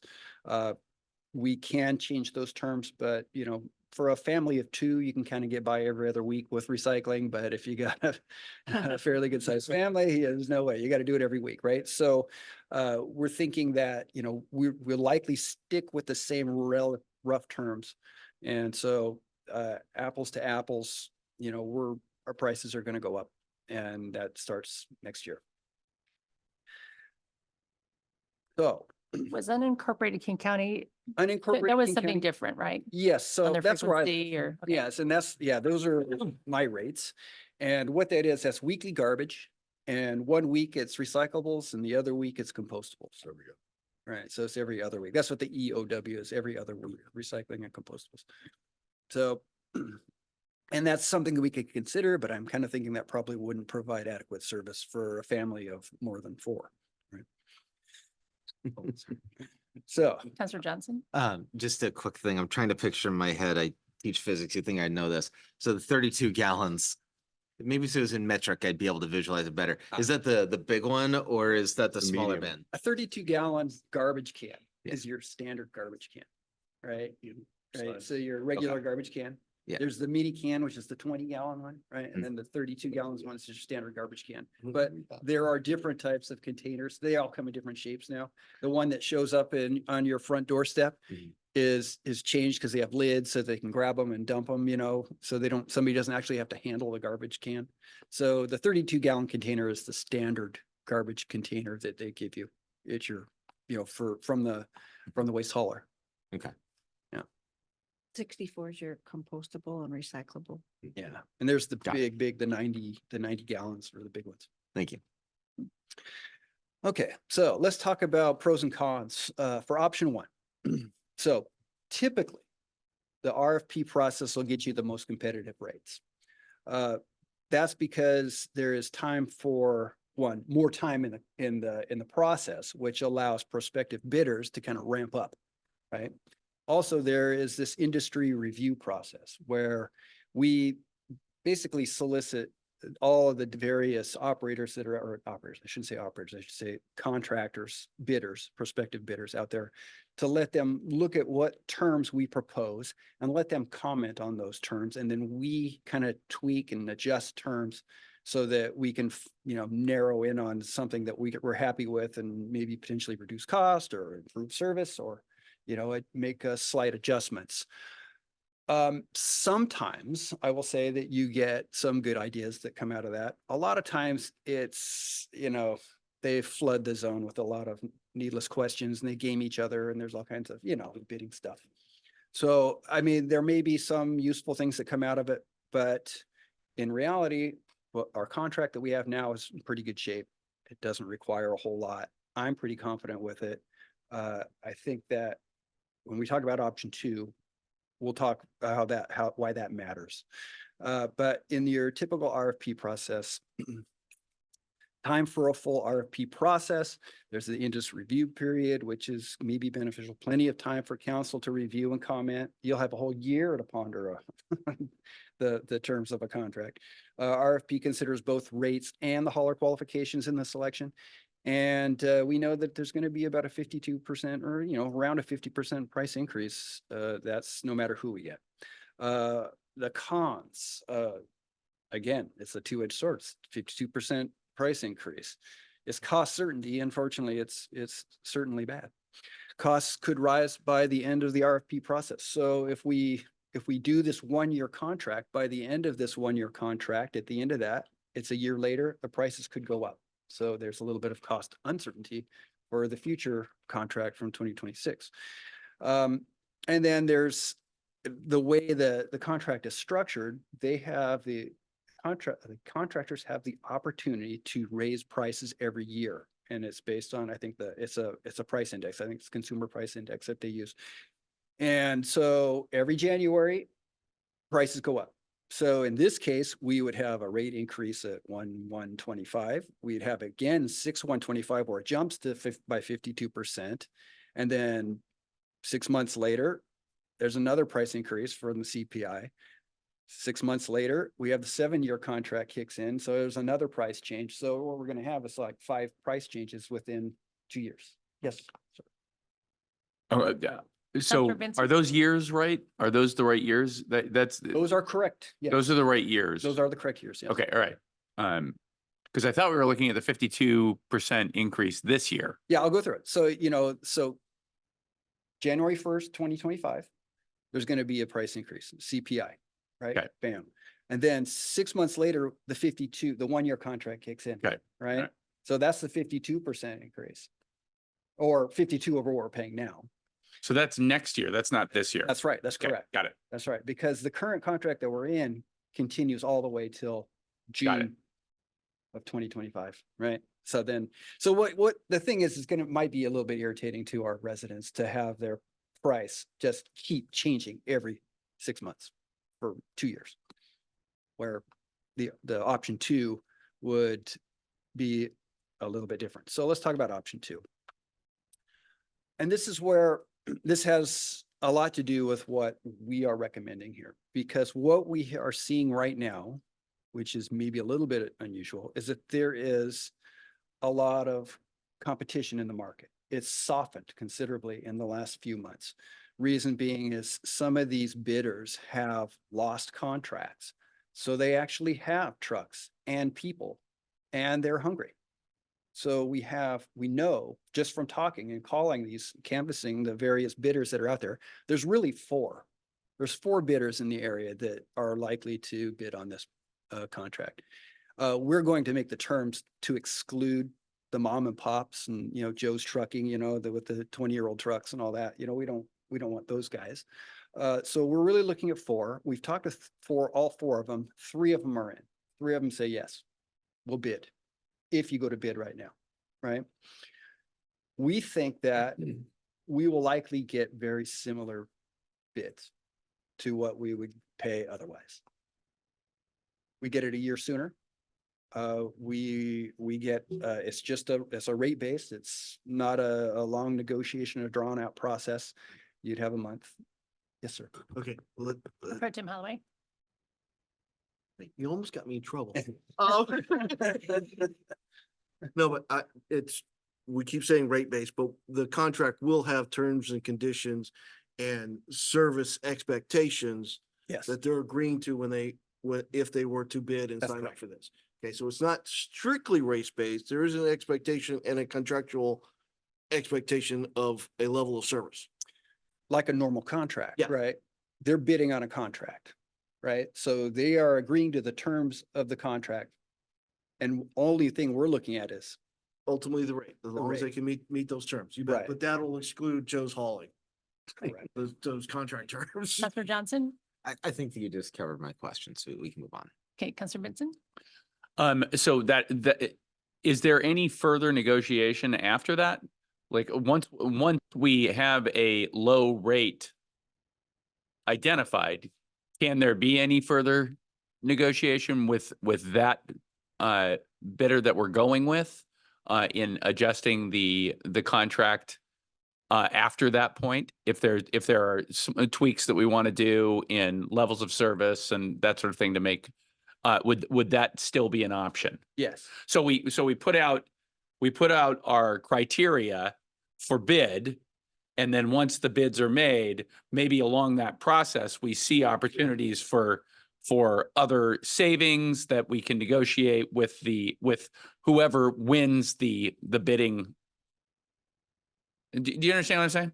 Well, I think of it like a construction contract a little bit, right? So after you sign a contract with your winning bidder, some things change, right? Things always change, right? And over a course of 10 years, things are going to change, right? So there is mechanisms in the contract which allow us to change that contract.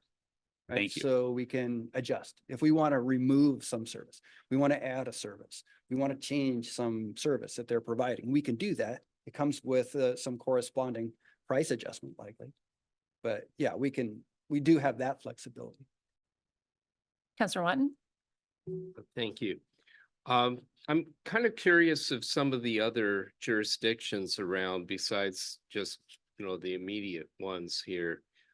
For instance, and we talked a little bit about this, and that city of Renton is going to has been on an every other week collection. And I pulled up their rates. Now, albeit their rates are from 2022, but it'd be kind of curious to see, for instance, according to their rates for a 35-gallon cart is $24.71 a month.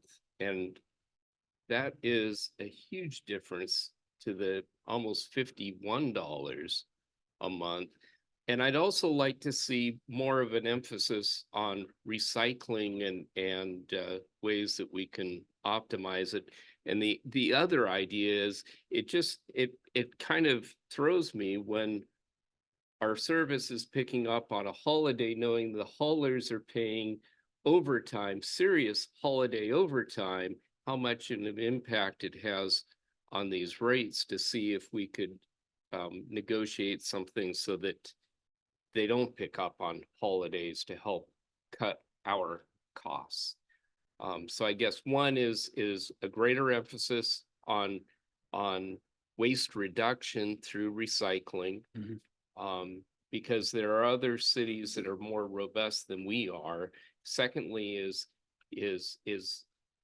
restricting the days that they're actually picking up. For instance, Mondays are often where the holidays fall. If we go on a Tuesday through a Friday schedule, if that would help reduce it. And third, and I know that there's this concern about bears, and gosh darn it, don't put your canisters out Sunday night, because all night long I hear the bear out pulling trash, and they're coming right next to my house across to the green belt. I know who you are. Put that garbage out in the morning. But I think those are some concerns, and I think that we could manage this to help keep that cost down for the individual residents. Yes. So if we want to do that, I would recommend that we go to the RFP process, because, it'll just take a lot longer to work through all of the details of managing a contract like that, right? If we wanted to go with the same contract that we have, and that's what these prices reflect generally, are similar contracts with similar service, right? And so if we stick with a similar kind of contract with similar service, we're looking at that kind of an increase. If we want to do things to try to bring the cost down, I don't know really what our options are. I have not got into the terms of the contract or what we can do in that regard. I know that the prices are going up, but I don't know. From what I hear, there's places in the world, in the Northwest, where the price has gone up 100%. 50% is kind of what the average increase is, what I'm hearing. But we can, if we want to really dive into the prospects of trying to restructure our contract to do more proactive waste management, I think that kind of begs for a more protracted RFP process with an industry review involvement. So. So then in which case, if we want to do that, then my recommendation is out the window. Mayor Pro Tem Holloway. Oh, hang on for a second. City Oh, Administrator sorry. Chambliss. Jeff, Pat and I have had conversations about putting a little à la carte options in there also, We kind of like can- add alternates, and we we can could do that. accommodate some of those we can do that. ideas through that process. Yeah. So we do intend to do that. And we do have a very good consultant who couldn't be here tonight, but she's very familiar with that and knows how to structure that. And so if we guys really want to, we can do the RFB process in a month and try to get all of that in front of you and probably have several protracted conversations. Mayor Pro Tem Holloway. Remember the last contract we went through, some of the terms and conditions? We had actually put, one of the terms and conditions was garbage collection sometime Monday through Thursday. And they can shift if there's a holiday. That's up to them, and they do. And we, maybe not in your neighborhood, my neighborhood, they shift days every now and for a holiday, which throws me. But at least that thought was, that Friday was a pickup day in case there was a holiday or a weather event that prevented pickup. Mm. They had that Friday that they could come get. So I assume some of those terms and conditions will follow through to the next contract. And that may be some of the negotiations they come back with of not Friday, maybe Wednesday's our pickup day or whatever. We'll have to see. Yeah. Yeah, the RFB process, we would and have already started to with the existing contract that we have with Waste Management based on those terms and then really bringing them up to the modern market conditions. Because more options are available now. So I think, let's go through these. Option 2, pros and cons. Pricing is currently competitive, so I think we'll get good rates. 3 out of the 4 are interested, so we'll have plenty of bidders. There's fewer rate increases over a short period. It's a quicker process, so it requires, less of this negotiation. And there's no single interim contract period, which is kind of nice.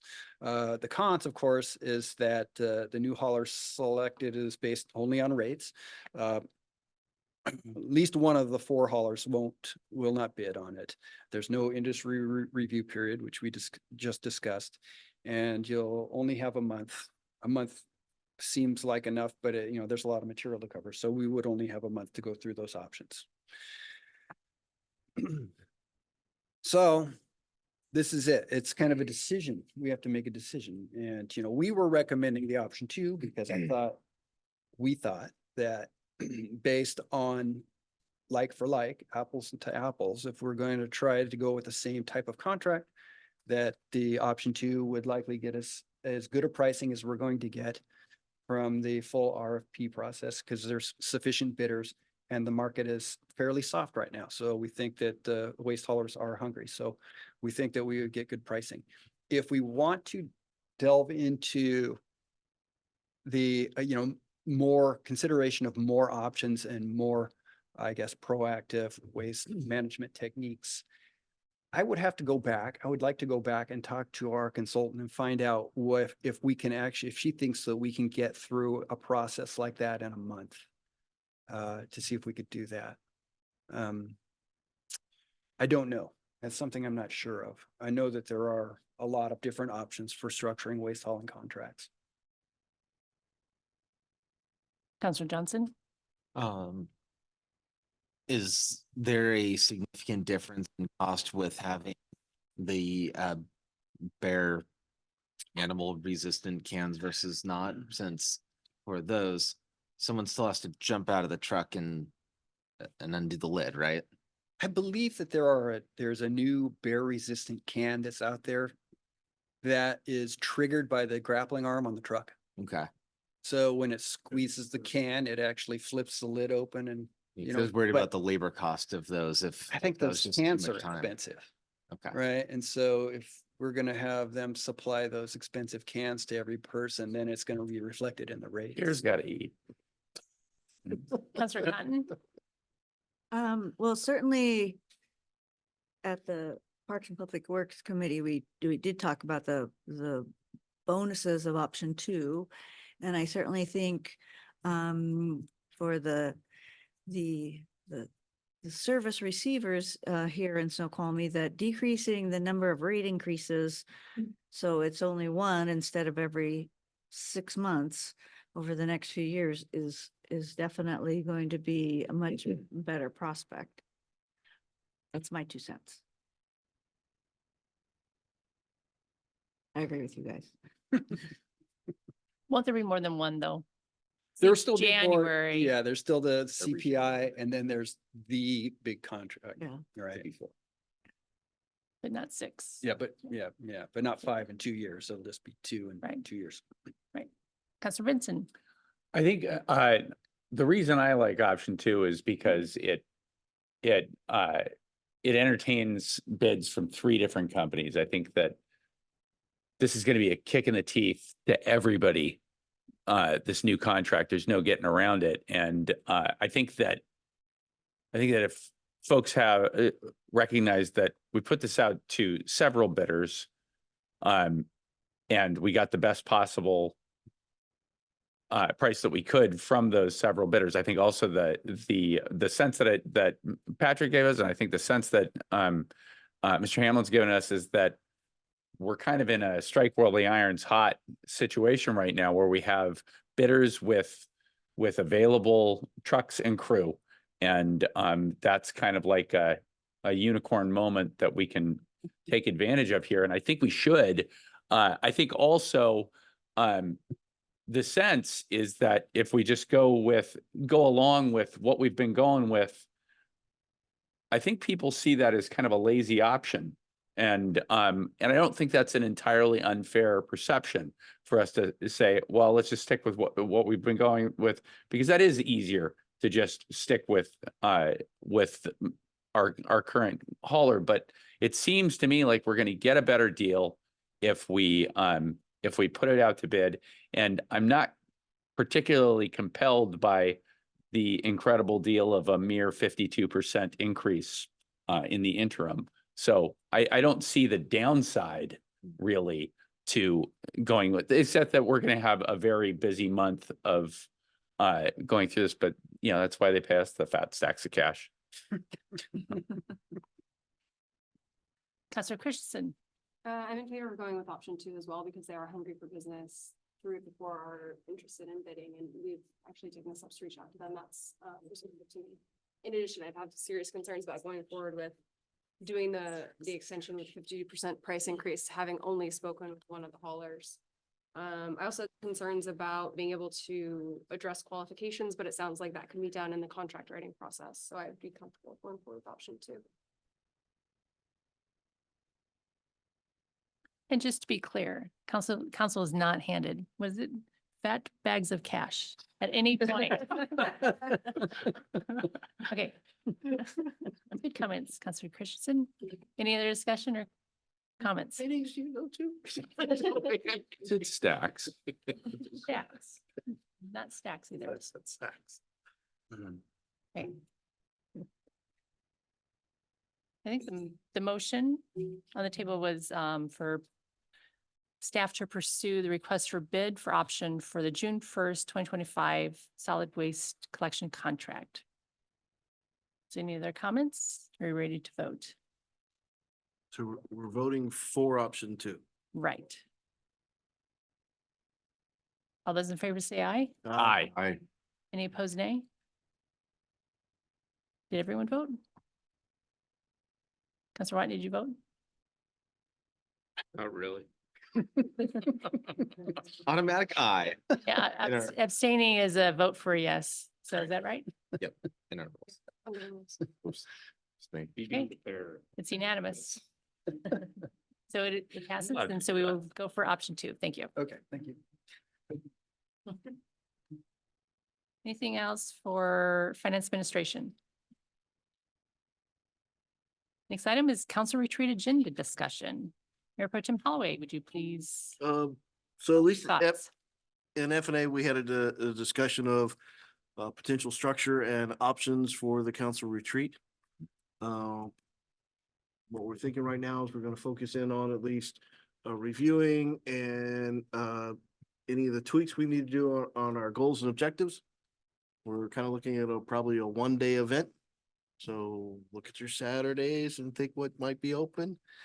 With the schedule coming up, it may push past March. We'll have to see what we can plan and figure out, but that's kind of along the lines we're thinking at this stage. I did throw up a blizzard of other things to discuss, but really probably to move us forward. Let's make sure our goals and objectives are what we really want to proceed forward with, particularly in the budget discussions to come. What did from my other FNAs, what did I miss? Counselor Christensen. We did talk about also doing a second day later in the year as a kind of check-in to see how we're progressing towards our goals and make any changes if we need to alter the course. Second day for what? A second day later in the year to review what we've done so far and whether we're on track to meet our goals or whether we need to shift goals or direction. Counselor Johnson. Yeah, by the time we will have had this, it will have been something like 14 months or so since our previous retreat. It just feels like a long time. It's hard to remember back to what did we say we were going to do back then? It seemed like it'd be nice to have a check-in a little bit more frequently. And probably Councilor Mayor Pro Tem Holloway. probably a lesson learned for later in this year as we start to get toward the end of the year. Let's start that conversation of council retreat the year to follow and setting it up. Counselor Johnson. Also, we talked about how in the past, sometimes at retreats, there have been sort of tutorials about various things. And we thought that while it might be nice to get an update on some of those for our retreat, we thought that it'd be nice to have more of the discussions about our goals and that sort of thing, and then have some of those tutorials distributed to council meetings throughout the year. So we did send out an idea of agenda, I think, to the FNA. So if you look at that, add to it, we could send out to the rest of the council. Or are you welcoming Mayor Pro Tem? Yeah. Input and send it out from- to the rest of the council and we'll continue the discussion at FNA. But yeah, the rest feed to us your thoughts. Okay. This is not the FNA retreat. This is the council retreat. Thank you. And some potential dates could be, No bags of cake. I think we're looking at March, possibly March 23rd or March 30th. I can't do the 23rd, You can do which one? the 23rd. Possibly March 30th, Anybody object to March 30th? which is a Saturday. Unless you do Friday. But he's not gonna say anything. It's gonna abstain on He's that. not gonna vote. Sounds good to me. Let's shoot for the 30th. Right? That is, sorry. I did, we could, yeah, Saturday. Oh, Not Easter. that's Yeah, it. that's the That won't work. yeah, that's the spring week. That's right, holiday. yeah. Well, it comes early this year. That's all right. It's Uh, early this year. Counselor Johnson. 31st. Yeah, I'm probably gonna be looking for eggs with the kids on that day. Is the egg hunt on Saturday or Sunday? It's on Saturday. Shoot, can we do the weekend? There's a Saturday city egg hunt, right? That's, yeah. The option Yeah. is we go the 23rd and we'll have to bring Kara up to speed when she gets back. So we can push back into April. Yeah, I think we could Or, try to hit a date that hey, all everyone's right, available. we go to April 6th, I assume. My math is right. Which I believe works for me. that's spring break. This is the issue with it. Sandals Resort? It's spring break. Can we do the 5th? We do that, yeah, Friday. I'm not going anywhere, so the 6th is There fine. was with me. Something going on the 13th. I don't remember what it was, why we didn't choose the Tax day? 13th. Doing your taxes that day? What do you think? Friday the 12th. Maybe we could send out a Doodle. doodle Let's do a poll. doodle poll. September. Okay. See Have what- we looked at September? Oh, that's too late. Okay, send out a doodle poll and we'll send out ideas for agenda. And maybe we can have more discussion then at FNA. Yep. Kind of hone in on it and then come forward at the next council meeting with the proposal. Yep, we'll keep the conversation up. Okay. So next item is mayor's report, and I just have just a couple items. We want to keep this short because we have several executive sessions we need to get to. So first of all, thank you everyone that attended the open houses. We had a Parks and Open House, open space master plan open house last week on Wednesday. Then we had a community center expansion open house on that Thursday. And we do have a town hall coming up for the community center expansion project on February 28th at 7 PM. And it is at the community center. So hopefully everyone will plan to attend that. And then we also have the next day, the 29th, a Parks and Open Space open house at Council Chambers here at 6 PM. So that gives a chance for, all community to come in and take a look at the posters and provide their input. So hopefully we'll see council members at these events. So council, we have, as I mentioned, executive sessions. And one second.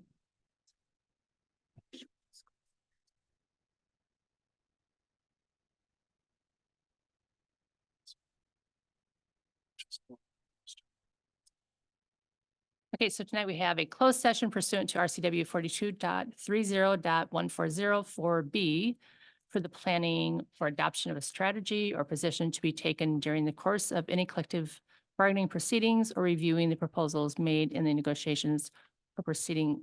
Lastly, approximately how many minutes do you think? Right?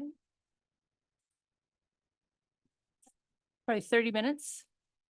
Those attending the closed session include Attorney Sophia Maybe, Interim City Attorney David Linehan, City Administrator Mike Chambliss, Chief Lynch, HR Manager Kim Johnson, Budget Manager Jana Walker. And possible action will be taken following this closed session. So we will return to open session at approximately probably 8:35.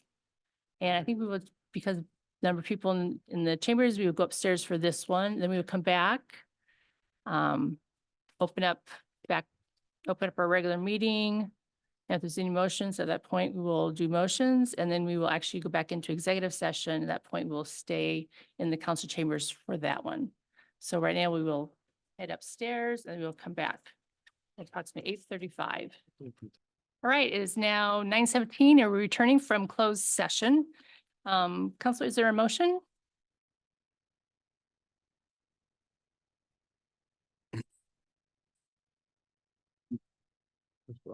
Oh, Oh, Councilor Johnson. thank you. Move to approve the MOU dated, why did I say 9/17? This is February 12th. February 12th. I was looking at Still, the time. February 12th. Second. 2024.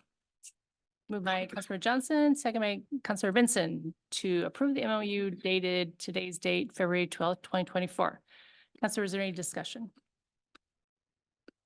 Seeing none, all those in favor say aye. Aye. Hey, Any opposed, nay? Right, so that motion passes. Now we are going to actually go into another executive session pursuant to RCW 42.30.1101AI to discuss the legal counsel representing the agency matters relating to agency enforcement actions, or to discuss with legal counsel representing the agency litigation or potential litigation to which the agency, the governing body, or a member acting in an official capacity is or likely to become a party when public knowledge regarding the discussion is likely to result in an adverse legal or financial consequence to the agency, lasting approximately, how many minutes do you think? Okay, 30. So it'll be 30 minutes. Those attending the executive session include our interim city attorney, David Linehan, city administrator, Mike Chambliss. That's it, right? We already talked about. Oh, we need finance. I'll do it. Okay, I think that is all that is attending. And so we will come back out of session probably about 9:50. And potential action will be taken following the executive session. And so we will come back into our council meeting and then close from there. So this time we will actually stay in the council chambers. And because of who'll be attending, and the rest, welcome to go home or stand out in the foyer. So, right, we're going to go into executive session. It is now 10:12 and we are returning from executive session and no action will be taken. So Councilor, is there a motion to adjourn? So moved. By Councilor Johnson, second by Councilor Washington. All in favor, say aye. Aye. Any opposed, nay? We are adjourned. Have a nice evening.